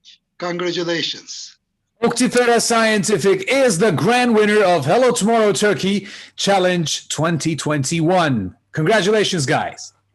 Okay, thank you very much, Dr. Bulut. I'd like to thank you for announcing the good news for us. And I would like to thank everyone for this great opportunity. It was a pleasure to share our advances in our project, in our work. and I'm very happy to be here with you. And I'm looking forward to what the journey will bring with Hello Tomorrow. Thank you. When we talk about hierarchy of needs, many people omit the first step has one more. That is sex, and it's not sex that you think. It is fertility, and humankind has to just multiply to be able to exist on this planet. So it is on the first step of existence. That is the first need.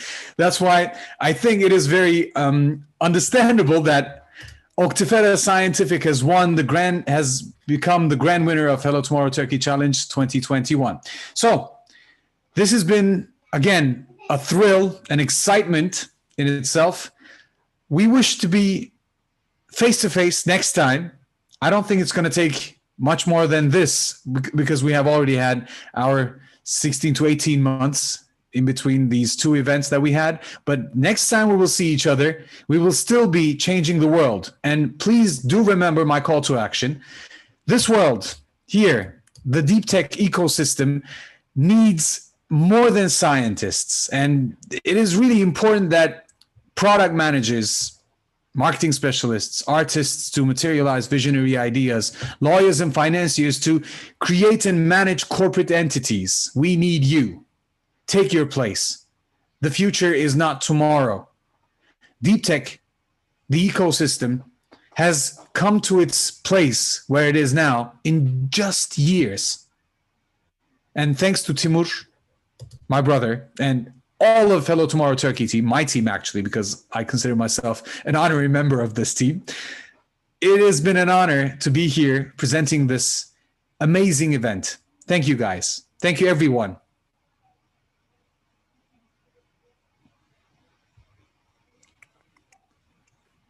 Next time when you clap, please open your mic so that we can hear it. Hey, that's great. Thank you so much. Çok teşekkürler. Let's have huge screenshots because we usually have it on the stage when everyone is together. If we can share the whole team here and have a screenshot, that would be perfect. I know you're going to like this, Timur. That's your forte. Maybe we can even stream this on the yeah, if channel. We can do that. Have everyone on the stage, on the screen. It's habits. Or we can just have our screenshots from our consoles. Yeah, turn your mics on. Turn your mics and cameras on, everyone. And smile with your best selves. Reactions here. Yep, perfect. I believe many people have taken screenshots. I can see it. So that's about it. It's a wrap, everyone. Thank you for all. Yes, I can see us all on the screen. Yes, that's perfect. And thank you very much to everybody who's participated from as far away as San Francisco. And thank you to all our speakers, to all our startups, to all our panelists. Also, thank you to the jury. Actually, I have to say a small detail. Phil Dilar could not join us because his flight got canceled because of Hurricane Elsa in Florida. So there is, time has really become relative. In our event in Turkey, our jury member could not join because of a hurricane in Florida. So much to say about the butterfly effect. Thank you also to Arkın for the very dynamic, as always, and extremely, professional emceeing here. You are a part of the extended Hello Tomorrow family, of course. And we are very happy to be joining, that you joined us again this year and that you continue. We hope that you continue to be a part of our family. And of course, I'd like to thank also our sponsors. Shibumi International has been a very, very strong supporter over the past years. They are a very active investor. So I thank you not only on behalf of Hello Tomorrow Turkey, but also on behalf of the deep tech community for your continuous support. And we hope to see more active investments from your side. The deep tech ecosystem needs you and investors like yours. And this goes also out to corporates that have been supporting us, especially TAB, who have been the startup banking, bank #1 in Turkey, and also our global partner, the Boston Consulting Group, with which we continue to do a lot of research on the qualitative and quantitative side. So we really hope to help the ecosystem here in Turkey and abroad by doing more of this. And of course, Please do not forget to follow us on social media. We have Hello Tomorrow Turkey present across LinkedIn, Facebook, Instagram, and Twitter. And also please sign up to our newsletter on www.hellotomorrow.org.tr. We will be publishing 5 new reports on technology and investment trends just in September, and then we have a lot of updates coming on. It will be very difficult to follow only on Instagram, so please make sure you subscribe to the newsletter. And last but certainly not least, this is always the favorite time. There are amazing people here right now. Some of them are tired. Some of them, are actually, they don't even have the screens on here. But this team, the Hello Tomorrow team behind, especially Hazal, Ayça, Mehmet, but also Reyhan, and also some of the alumni that have gone on to taking some really strong positions in companies, VC funds, or have started their own, ventures. You all know who you are. You make Hello Tomorrow Turkey what we are today. And I also would like to extend our thanks to the teams abroad. We have fantastic teams in Paris.